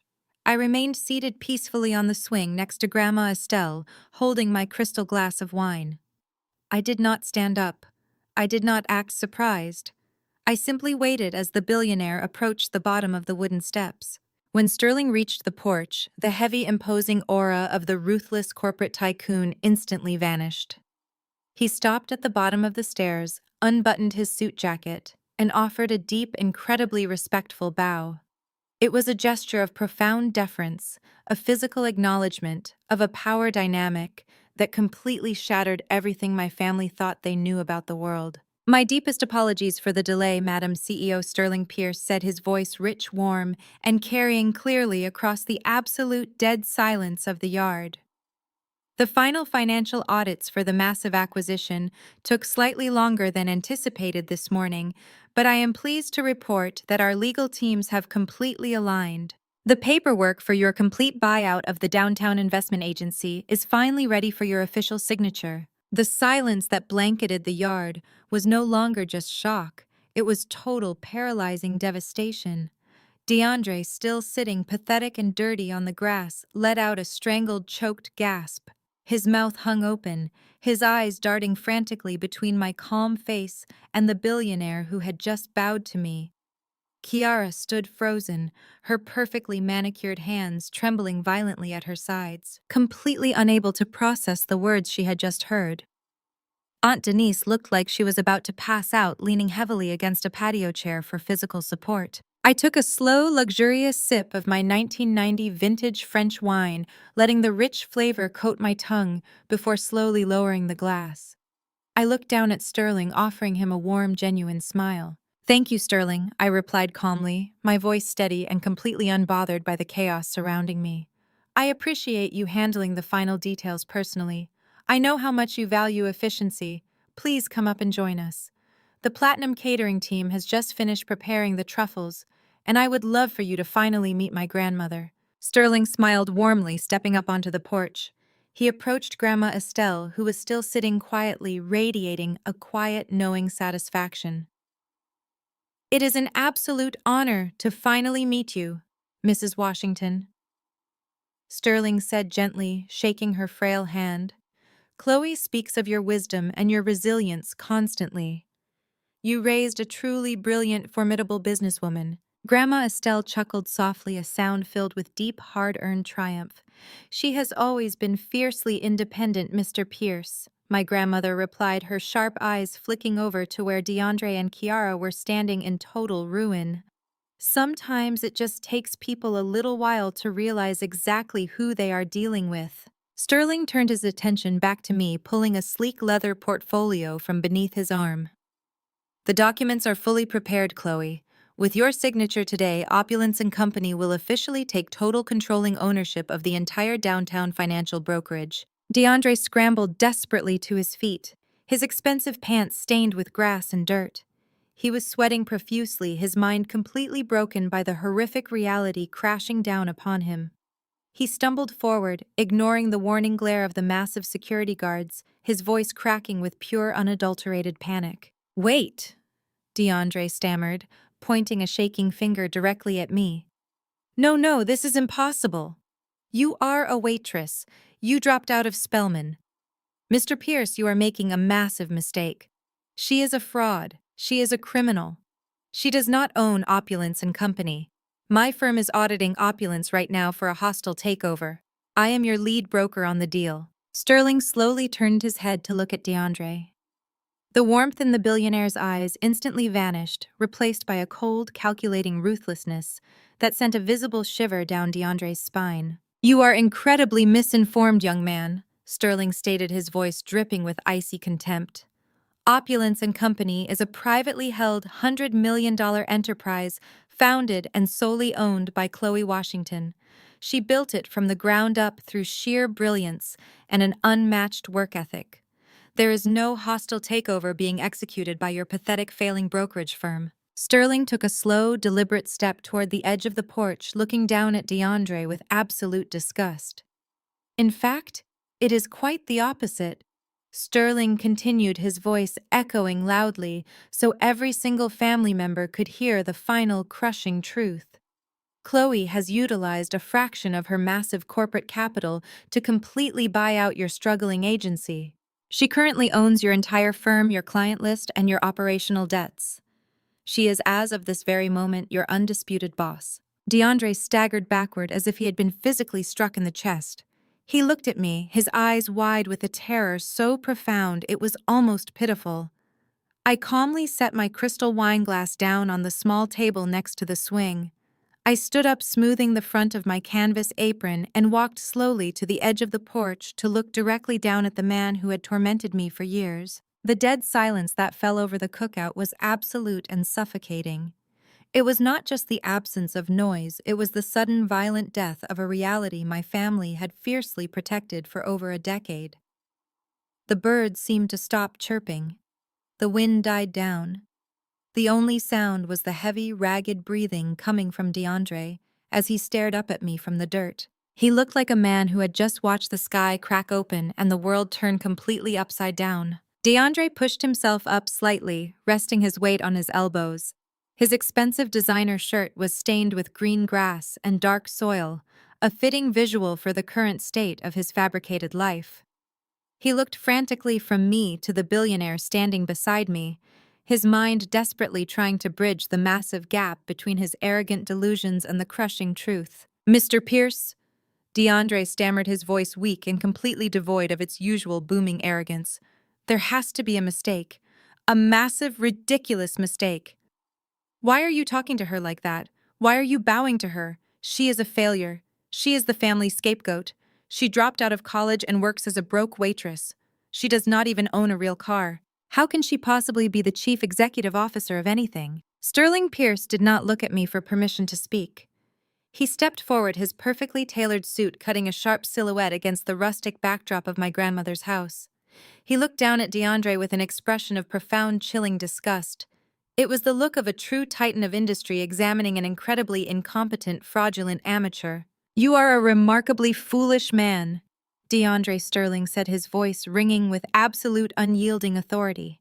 "You have spent years blinding yourself with cheap designer labels and leased luxury vehicles, completely ignoring the brilliant architect who was quietly building a kingdom right in front of your face.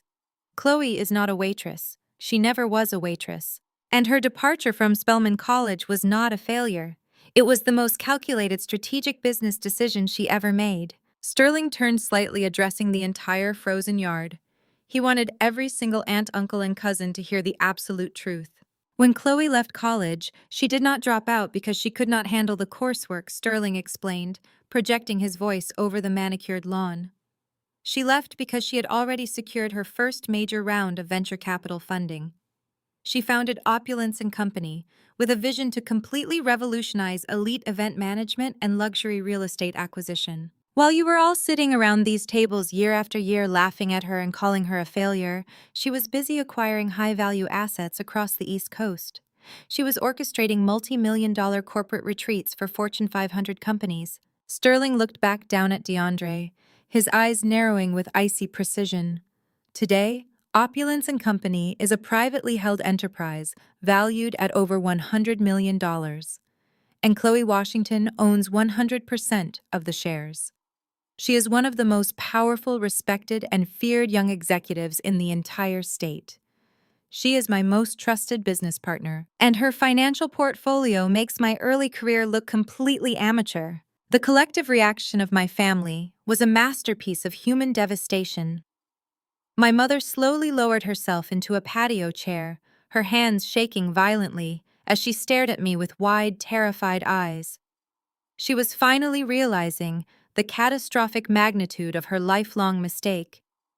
She had spent decades worshipping Kiara's fake, glamorous facade while actively punishing the actual billionaire standing right in front of her. Aunt Denise, the woman who had just threatened to throw me out on the street, looked physically ill.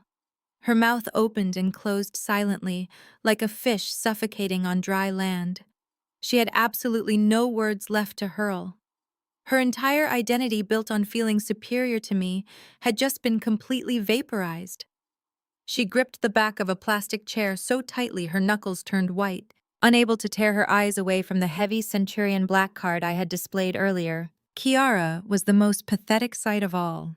She was standing frozen on the grass, her hands clutching her designer purse against her chest. The golden child was short-circuiting. Her brain simply refused to process the words Sterling Pierce was speaking.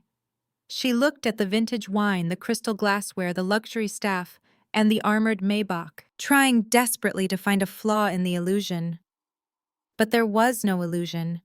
The only illusion was the life she shared with her broke, fraudulent husband. But Sterling Pierce was not finished. He reached into his leather portfolio and pulled out a thick stack of stapled, watermarked financial documents. He held them up so DeAndre could clearly see the red corporate seals stamped across the pages. "You claimed earlier that your boutique investment firm was auditing Opulence and Company for a hostile takeover," Sterling said, his voice dripping with venomous mockery. "That was a spectacularly desperate, pathetic lie. The reality is that your small, struggling brokerage has been aggressively hemorrhaging money for the past 3 years. You and your colleagues are utterly incompetent. Your firm was on the verge of total bankruptcy. So 6 weeks ago, Madam CEO here approached me with an incredibly aggressive acquisition strategy. Sterling handed the documents directly to me. I took them smoothly, feeling the heavy weight of the paper in my hands. She did not want to execute a hostile takeover. Sterling continued, turning his cold gaze back to DeAndre. She simply purchased your entire firm outright for a fraction of its original market value. She bought your corporate debts, she bought your client lists, and she bought your employment contracts. She owns the desk you sit at. She owns the computer you type on. You do not work for me. DeAndre, you work for Chloe. She is the undisputed owner of the investment agency that pays your pathetic, overdrawn salary. DeAndre let out a sharp, ragged gasp. He scrambled backward in the dirt, trying to put physical distance between himself and the terrifying truth. He looked like a man trapped in a burning building with absolutely no exits. He looked at Kiara, begging her silently to do something, to scream, to fight back. But Kiara was paralyzed. The luxury lifestyle she thought she was living had just been ripped away, exposing the massive, empty void underneath. I stepped forward, moving right to the very edge of the wooden steps. I looked down at DeAndre, feeling a profound sense of closure wash over me. The years of emotional abuse, the constant belittling, the cruel jokes, and the public humiliation had all led to this exact moment. I did not feel angry anymore. I felt entirely liberated. You have spent years trying to convince this family that I was nothing. I said, my voice calm, clear, and carrying effortlessly across the silent yard. You used my silence as a weapon to elevate your own pathetic ego. You mocked my clothes, you mocked my career, and today you mock the food I carefully prepared for my grandmother. You thought I was weak because I chose not to engage in your loud, flashy circus. But you forgot the most fundamental rule of power, DeAndre. True wealth does not need to scream for attention. It simply executes. DeAndre swallowed hard, his Adam's apple bobbing nervously in his throat. He tried to speak, but only a pathetic, raspy squeak escaped his lips. He was completely broken. I slowly flipped open the thick legal portfolio Sterling had handed me. I ran my finger down the top page, finding the exact paragraph I was looking for. I looked back up, locking eyes with DeAndre. I let a slow, chilling smile spread across my face. By the way, DeAndre, I said, my tone shifting from calm observation to surgical corporate ruthlessness. I want to address that massive $20 million merger you have been bragging about all afternoon. The one you claimed was keeping your bank accounts frozen. The one you promised would buy Kiara a brand new Porsche. DeAndre's eyes widened in sheer unadulterated terror. He knew exactly what was coming, and he was entirely powerless to stop it. There is no $20 million corporate merger, I announced, ensuring every single word struck him like a physical blow. That entire deal was a fabricated, highly classified compliance test. I personally instructed my elite corporate security team to set up a dummy corporation and offer your struggling firm a massive, highly illegal financial bait. We wanted to see exactly how desperate and corrupt the managing brokers at your agency truly were before I fully integrated the staff into my empire. Kiara let out a loud, high-pitched gasp, covering her mouth with her hands. Aunt Denise gripped the patio chair so hard it looked like the plastic might snap. And you took the bait immediately, DeAndre. I continued, my voice cold and unforgiving. You did not just fail the compliance test, you failed it spectacularly. You deliberately bypassed every single federal financial regulation. You attempted to illegally hide the assets, and worst of all, you actively embezzled over $50,000 of dummy client funds in an attempt to pay off your massive overdue credit card debts and keep your shiny leased Maserati from being repossessed. DeAndre shook his head frantically, holding his hands up in a desperate, pathetic plea for mercy. No, Chloe, please, he begged, tears finally welling up in his eyes, mixing with the sweat and dirt on his face. Please do not do this. We are family. I was desperate. The pressure to provide for Kiara was too much. Please do not destroy me. I did not blink. I did not show a single ounce of mercy. I closed the heavy leather portfolio with a sharp, loud snap that echoed like a gunshot across the yard. You destroyed yourself, DeAndre, I said, my voice completely devoid of emotion. As the sole owner and chief executive officer of your agency, I am officially terminating your employment contract effective immediately. You are fired, DeAndre. But that is the least of your problems. My legal team has already forwarded your entire file, including the undeniable proof of your embezzlement and massive wire fraud directly to the federal authorities. They are not coming for your car next time.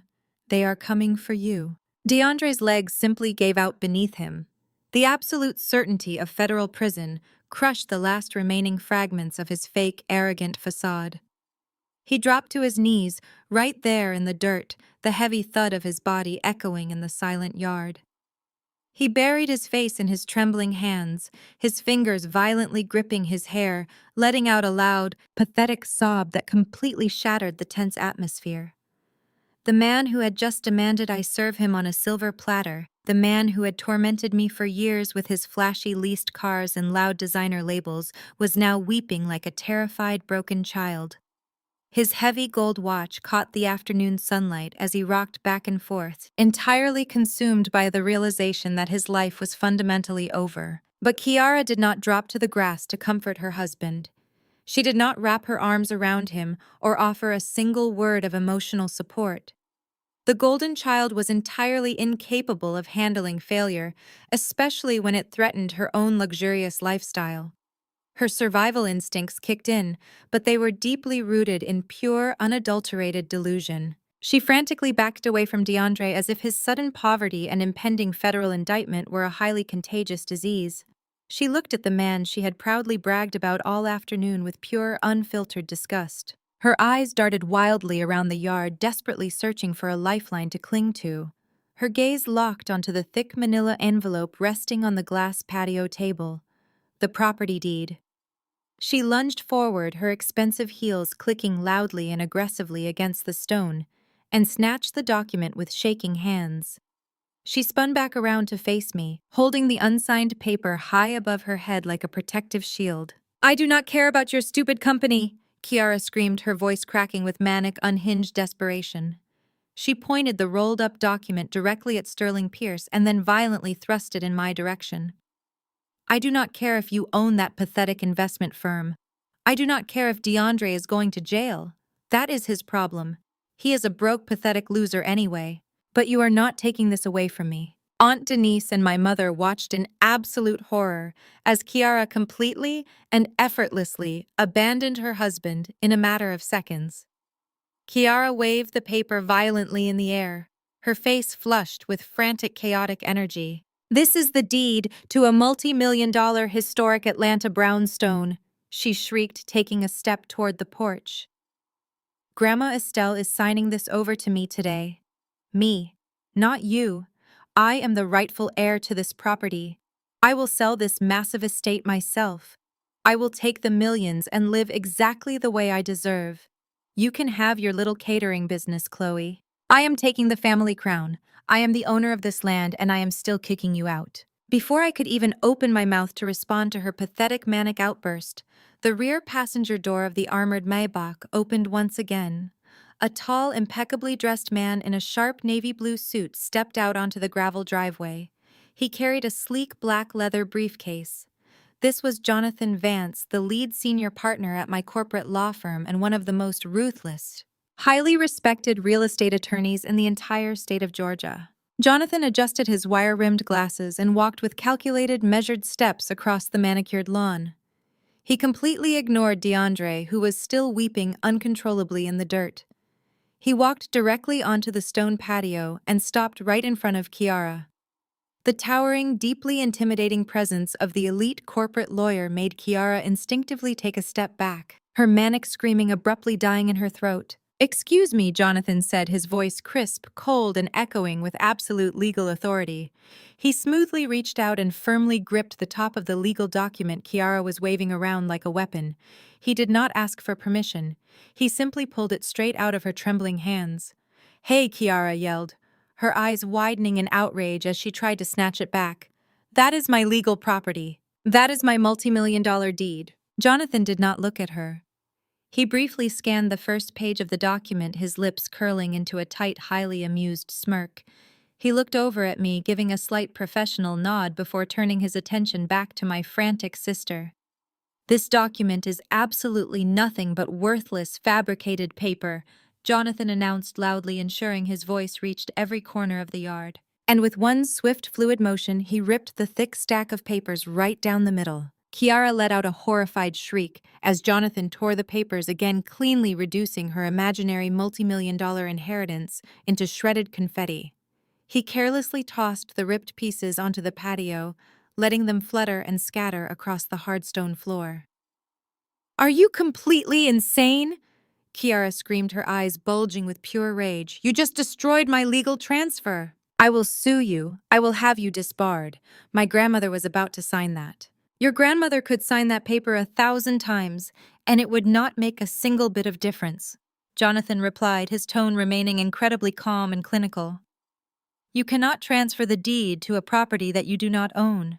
My mother finally stood up from her chair, her legs trembling so badly she had to grip the table for support.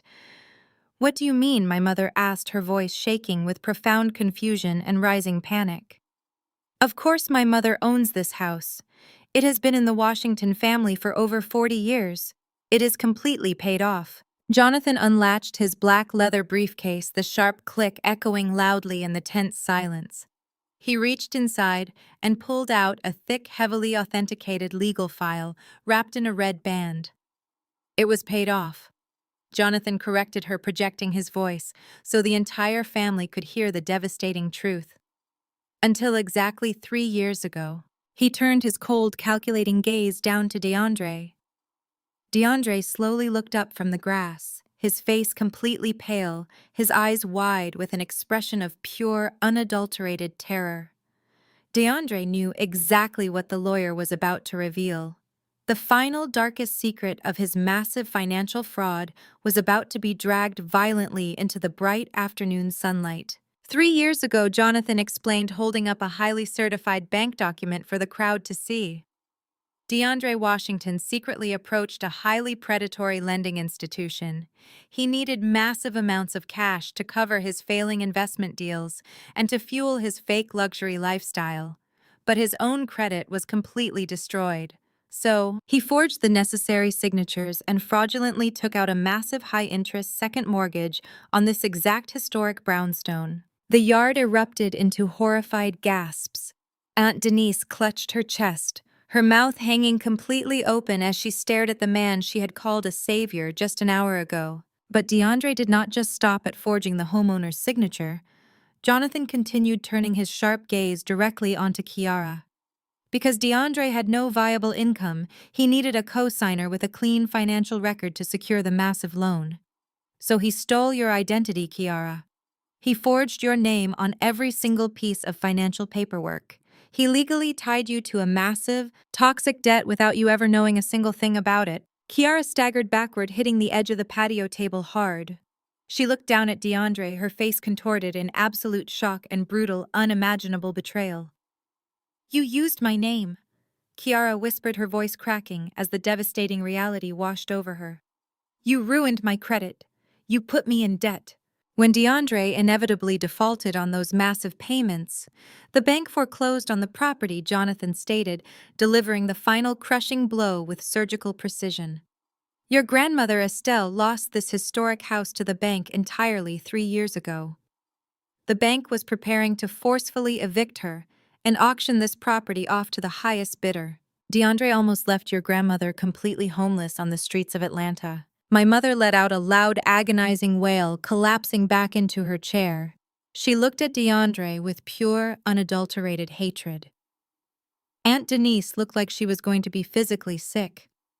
The golden child's husband, the man they had worshipped all afternoon, had secretly stolen their family legacy and permanently destroyed Kiara's financial future. But Grandma Estelle did not look sad. She remained perfectly calm on the wooden porch swing, sipping her iced tea with that same subtle smirk playing on her lips. She had known the rest of the story all along. "If the bank foreclosed 3 years ago," Kiara stammered, her mind struggling desperately to process the massive betrayal. "Why are we still here? Why is Grandma still living in this house?" I stepped forward, leaving the porch and walking directly onto the stone patio. I stood shoulder to shoulder with my elite corporate lawyer. I looked deeply into Kiara's panicked, tear-filled eyes. Because I bought it, I said, my voice cutting through the heavy tension like a sharpened blade. Jonathan smoothly reached back into his leather briefcase. He pulled out the real, highly authenticated, officially stamped property deed. He handed it directly to me. I held it up for the entire family to see. The Golden State seal gleamed brilliantly in the sunlight. When I found out what DeAndre had done, I continued, my voice steady and commanding. I bypassed his fraudulent mess entirely. I went directly to the massive lending institution. I used the corporate capital from Opulence and Company to completely pay off the toxic debt he created. I bought this historic brownstone directly from the bank in straight cash. I set up an anonymous legal trust to ensure Grandma Estelle could live here peacefully for the rest of her life without ever worrying about money or the threat of eviction again. I took a slow, deliberate step toward Kiara. She shrank back, completely terrified of the immense power I now held over her entirely shattered life. I let you all believe DeAndre was the wealthy savior of this family, I said, staring directly into her soul, letting years of pent-up frustration fuel my words. I let you parade around mocking my clothes, mocking my career, and mocking my life. I waited patiently for the exact moment you would show your true ugly colors. And today, you delivered perfectly. You tried to throw me out on the street to protect your own massive greed. I held the real property deed right in front of her face. She stared at my name printed boldly in black ink as the sole legal owner of the multi-million-dollar estate. You are trying to evict me from a house that has my name on the deed. I told her, my voice dropping to a low, incredibly dangerous whisper. You have absolutely nothing, Kiara. Your husband is going to federal prison.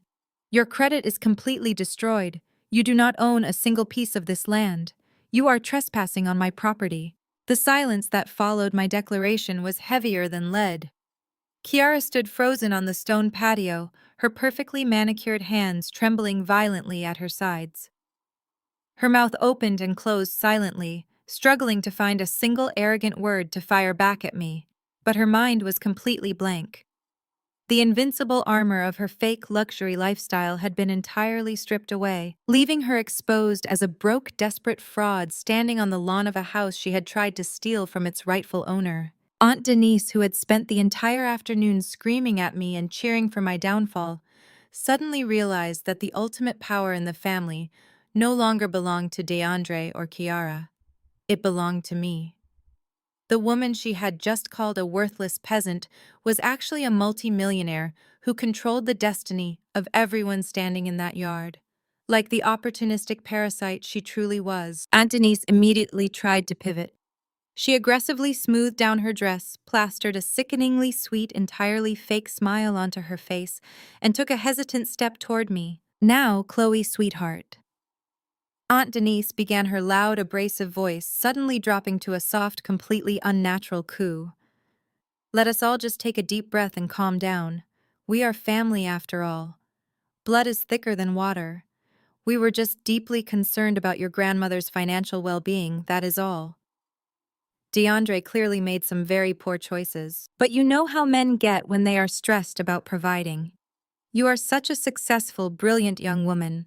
You do not need to be so harsh. We can sit down at the table, have a nice meal together, and figure this whole messy situation out like a real family. She reached her hand out, attempting to gently touch my arm in a show of false maternal affection. I did not step back. I simply turned my head and fixed her with a glare so cold and unyielding that her hand froze in midair. Do not you dare touch me, I said, my voice sharp and cracking like a whip across the patio. And do not you dare stand there and try to gaslight me with that pathetic, hypocritical family speech. You do not get to call me family now just because you realized I am the one holding the checkbook. Aunt Denise flinched, her fake smile instantly vanishing, replaced by a look of genuine fear. I stepped closer to her, forcing her to back away. Where was this beautiful speech about family an hour ago? I demanded, my voice rising with righteous, undeniable anger. Where was your concern for blood ties when you were standing right there cheering while DeAndre threw my food on the ground? Where was your loyalty when you were plotting with Kiara to throw me out of my own home so you could renovate it with stolen money? You are not my family. Denise, you are a bitter, greedy woman who worships money over morality, And the moment you realized DeAndre's pockets were empty, you abandoned him without a second thought. You disgust me. Aunt Denise physically recoiled as if I had slapped her across the face. She stumbled backward, bumping into an empty patio chair, her face turning a deep, humiliating shade of purple. She looked around desperately for backup, but my mother was still sobbing quietly into her hands, completely incapable of defending anyone, let alone herself. I turned away from Aunt Denise and looked out over the sprawling yard. I looked at the beautiful vintage mason jars, the hand-woven linen runners, and the perfectly smoked brisket that still lay scattered in the dirt where DeAndre had violently shoved it. It was time to pull back the final layer of the elaborate trap I had set for them. "You all spent the entire afternoon mocking this party," I said, addressing the entire stunned crowd of relatives. "You called it cheap. You called it raggedy. You let DeAndre stand here and humiliate me, claiming that this event was an absolute embarrassment to our high-status family." I walked slowly over to the long wooden dining table. I picked up one of the beautiful, thick ceramic plates that DeAndre had sneered at earlier. I held it up so the bright afternoon sun caught the subtle, intricate glaze. "You are all so blinded by flashy logos and leased luxury that you do not even know what real wealth looks like." I continued, my voice echoing with pure, undeniable authority. "You thought these decorations were from a cheap discount store. In reality, every single piece of ceramic on this table is an authentic, handcrafted vintage piece curated by a high-end European designer. The linen runners you called raggedy were hand-woven by artisans in Italy. This entire rustic aesthetic was painstakingly designed to look effortlessly simple, which is the absolute pinnacle of true luxury design." I set the plate down gently and pointed directly to the spot on the grass where the ruined food still lay. "And that food," I said, locking my eyes entirely on DeAndre, who was still kneeling in the dirt, completely broken. "The food you called garbage. The meat you said was fit for a dog. You demanded that I go buy fast food because my cooking was so beneath you." DeAndre slowly looked up at me, his eyes bloodshot and swollen, his face a mask of profound misery. "I did not cook that meat, DeAndre." I revealed, my voice dripping with cold, surgical precision. "That brisket was prepared and slow-smoked by a highly exclusive 3-Michelin-star chef that I personally flew in from Texas yesterday morning. He charges $10,000 just to turn on his smokers. The glazed carrots and roasted potatoes were prepared using incredibly rare, imported ingredients that you could never afford in your wildest, most delusional dreams." The family gasped collectively. The cousins, who had been secretly eyeing the food all afternoon, suddenly looked at the spilled meat with expressions of profound regret and absolute shock. "You stood in my yard and violently threw a meal worth thousands of dollars into the dirt because your ego was so massive and your actual knowledge of luxury was so incredibly pathetic," I stated, completely dissecting DeAndre's entire manufactured personality. "You bragged about calling opulence and company to save the day with white truffles and vintage wine. But what you did not realize is that the entire setup you were mocking was actually a $150,000 platinum package that I personally designed and paid for in cash." I let the staggering monetary figure hang in the warm air. $150,000 for a backyard cookout. The absolute absurdity of their ignorance was finally brought into the searing light of reality. "I did not set this up to show off," I explained, looking directly at Grandma Estelle, who gave me a slow, proud nod of approval. "I set this up as a test. I wanted to create an environment that looked humble and simple. I wanted to strip away the flashy logos and the superficial glamour to see exactly how you would all react. I wanted to see who came here today simply out of love and respect for an 80-year-old woman and who was only here to perform, to judge, and to steal." I turned my gaze back to my mother, Kiara, and DeAndre, the toxic trinity of my entire existence. "And every single one of you failed spectacularly," I declared, my voice ringing with absolute finality. "You proved that your love is entirely conditional. You proved that your loyalty can be bought with a fake designer watch and a leased sports car. You were so incredibly eager to destroy me that you blindly followed a broke, fraudulent criminal right off a massive financial cliff." The reality of their situation fully crashed down upon them. They were standing on property I owned, surrounded by extreme wealth I completely controlled, having just publicly admitted to massive financial crimes and horrific familial betrayal. The game was entirely over. There were no more lies left to tell. There were no more fake deeds to wave in the air. DeAndre realized that his only possible chance of survival, his only hope of avoiding a lengthy federal prison sentence, was completely in my hands. He let out a desperate guttural sob and began to drag himself forward across the grass. He did not stand up. He literally crawled toward the porch on his hands and knees.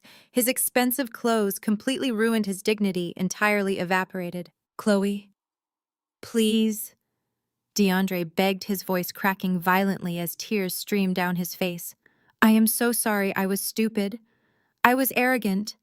Please do not send that file to the federal authorities. Please do not take my job away. I will do anything you want. I will work in the mailroom. I will scrub the floors of your corporate office.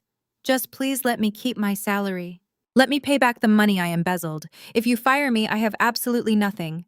I will go to jail. Please have mercy on me." Kiara, finally snapping out of her paralyzed state of shock, realized that her husband's downfall meant her own absolute ruin. She had never worked a job. She had zero savings. Her credit was completely destroyed because of the fraudulent mortgage. She stumbled forward, her perfect makeup ruined by streaks of dark mascara, tears running down her cheeks. "Chloe, you cannot do this!" Kiara cried hysterically, her hands gripping the edge of her designer dress. "You cannot kick us out. Where are we supposed to live? The bank took the Maserati. We do not have any money for an apartment. My credit is ruined because of him. You are my sister. You have millions of dollars. You own this massive house. You cannot just throw your pregnant sister out onto the street. We have nowhere to go. Please, Chloe, what are we supposed to do?" They were both weeping, begging, and pleading for the very mercy they had gleefully denied me just 1 hour ago. They expected me to cave. They expected the old, weak, submissive Chloe to suddenly reappear and save them from the horrific consequences of their own incredibly toxic actions. I stood perfectly still on the stone patio. I looked down at DeAndre kneeling pathetically in the dirt. I looked at Kiara sobbing hysterically with her ruined makeup. I looked at Aunt Denise shivering in absolute terror. The air was thick with their desperate, agonizing pleas. I took a slow, deep breath, feeling the absolute power of my own independence coursing through my veins. I looked them dead in the eye, my face a mask of cold, unyielding stone, and readied myself to deliver the absolute final blow. I looked down at them with absolute clarity. The time for talking and debating was completely over. I had laid all the cards on the table, and they were staring at a losing hand. "Thomas," I called out, my voice cutting cleanly through the sounds of DeAndre's pathetic, loud crying. The head butler stepped forward immediately from his position near the tables, standing at strict attention with his hands clasped behind his back. "Yes, madam," he replied smoothly, his tone perfectly professional. "Please have the private security team escort these 3 individuals off my property immediately," I instructed, pointing a steady finger directly at Kiara, DeAndre, and Aunt Denise. "If they resist in any way, or if they refuse to leave the premises quietly, you have my full and absolute authorization to contact the local police precinct and press formal charges for criminal trespassing." DeAndre let out a fresh, agonizing wave of sobs, burying his face deeper into his dirt-stained hands. He was entirely paralyzed by the sheer magnitude of his defeat. Kiara, however, jumped back as 2 massive, heavily muscled security guards moved in with swift, tactical precision. "Wait, you cannot do this to me!" Kiara shrieked, her voice echoing harshly off the beautiful brick walls of the brownstone. "I am your sister. I am family. You are a complete monster. How can you be so incredibly cold?" The security guards did not care about her frantic screams or her manipulative emotional tactics. They operated with cold mechanical efficiency, completely immune to her dramatic performance. One guard firmly grabbed DeAndre by the collar of his expensive, heavily branded designer shirt. He hauled the weeping, broken man to his feet with zero physical effort, dragging him forward as DeAndre's legs completely gave out. The other guard stepped directly toward Kiara, using his massive frame to physically herd her toward the gravel driveway, giving her absolutely no room to maneuver or argue. Aunt Denise did not wait to be grabbed by the security personnel. The woman who had spent the entire afternoon loudly proclaiming her superiority let out a tiny, terrified gasp. She snatched her designer purse from the patio table and began speed walking toward the front gate. Her head was ducked low in absolute crushing shame, terrified that someone might capture her humiliating retreat on camera. My mother watched her favorite daughter being marched away like a common criminal. She reached her hand out weakly toward Kiara, but she did not take a single step to intervene. She knew that any attempt to defend Kiara now would only result in her own immediate highly public eviction. She sat frozen in her patio chair, completely broken by the reality of the greedy monsters she had actively raised and protected all these years. The long walk down the oak-lined driveway was a spectacular display of absolute humiliation. DeAndre stumbled along the rough gravel, his knees weak and shaking. His tailored clothes were completely ruined by dirt grass stains and his own salty tears. He was leaving the historic property completely empty-handed. He had no leased luxury sports car waiting for him on the street. He had no multi-million-dollar corporate job to return to on Monday morning. He had absolutely nothing left in the world but massive debt and a looming federal indictment. Kiara walked beside him, crying hysterically, her expensive high heels sinking awkwardly into the loose gravel and causing her to stumble repeatedly. She looked back at me one final time, her eyes filled with a toxic mixture of pure hatred and profound terror. The security guard firmly instructed her to keep moving forward, completely cutting off her line of sight. As they finally reached the heavy iron front gates, the true weight of their massive downfall became a highly public spectacle. The loud commotion from Kiara's screaming the police sirens from earlier and the arrival of the massive armored Maybach limousine had drawn the attention of the entire affluent neighborhood. Several wealthy neighbors were standing openly on their manicured lawns or peering over their pristine hedges, watching the dramatic scene unfold with undisguised curiosity. They watched as the so-called golden child of the Washington family and her flashy, arrogant husband were literally chased off the family estate by private, heavily armed security. The heavy iron gates swung shut behind them with a loud, absolute metallic clang that signaled the permanent end of their reign. They had to walk down the public sidewalk in front of everyone. Kiara frantically tried to cover her face with her designer purse to hide her ruined makeup and her tear-streaked cheeks. DeAndre kept his head down, openly weeping, as they began the long, humiliating walk toward the main commercial avenue to call a cheap taxi. They had arrived at the party acting like untouchable royalty, demanding ultimate respect and total obedience, and they were leaving as publicly exposed financial frauds carrying absolutely nothing but their own massive disgrace. Once the heavy iron gates clicked shut, sealing them permanently outside my personal sanctuary, the yard fell into a peaceful, highly comfortable silence.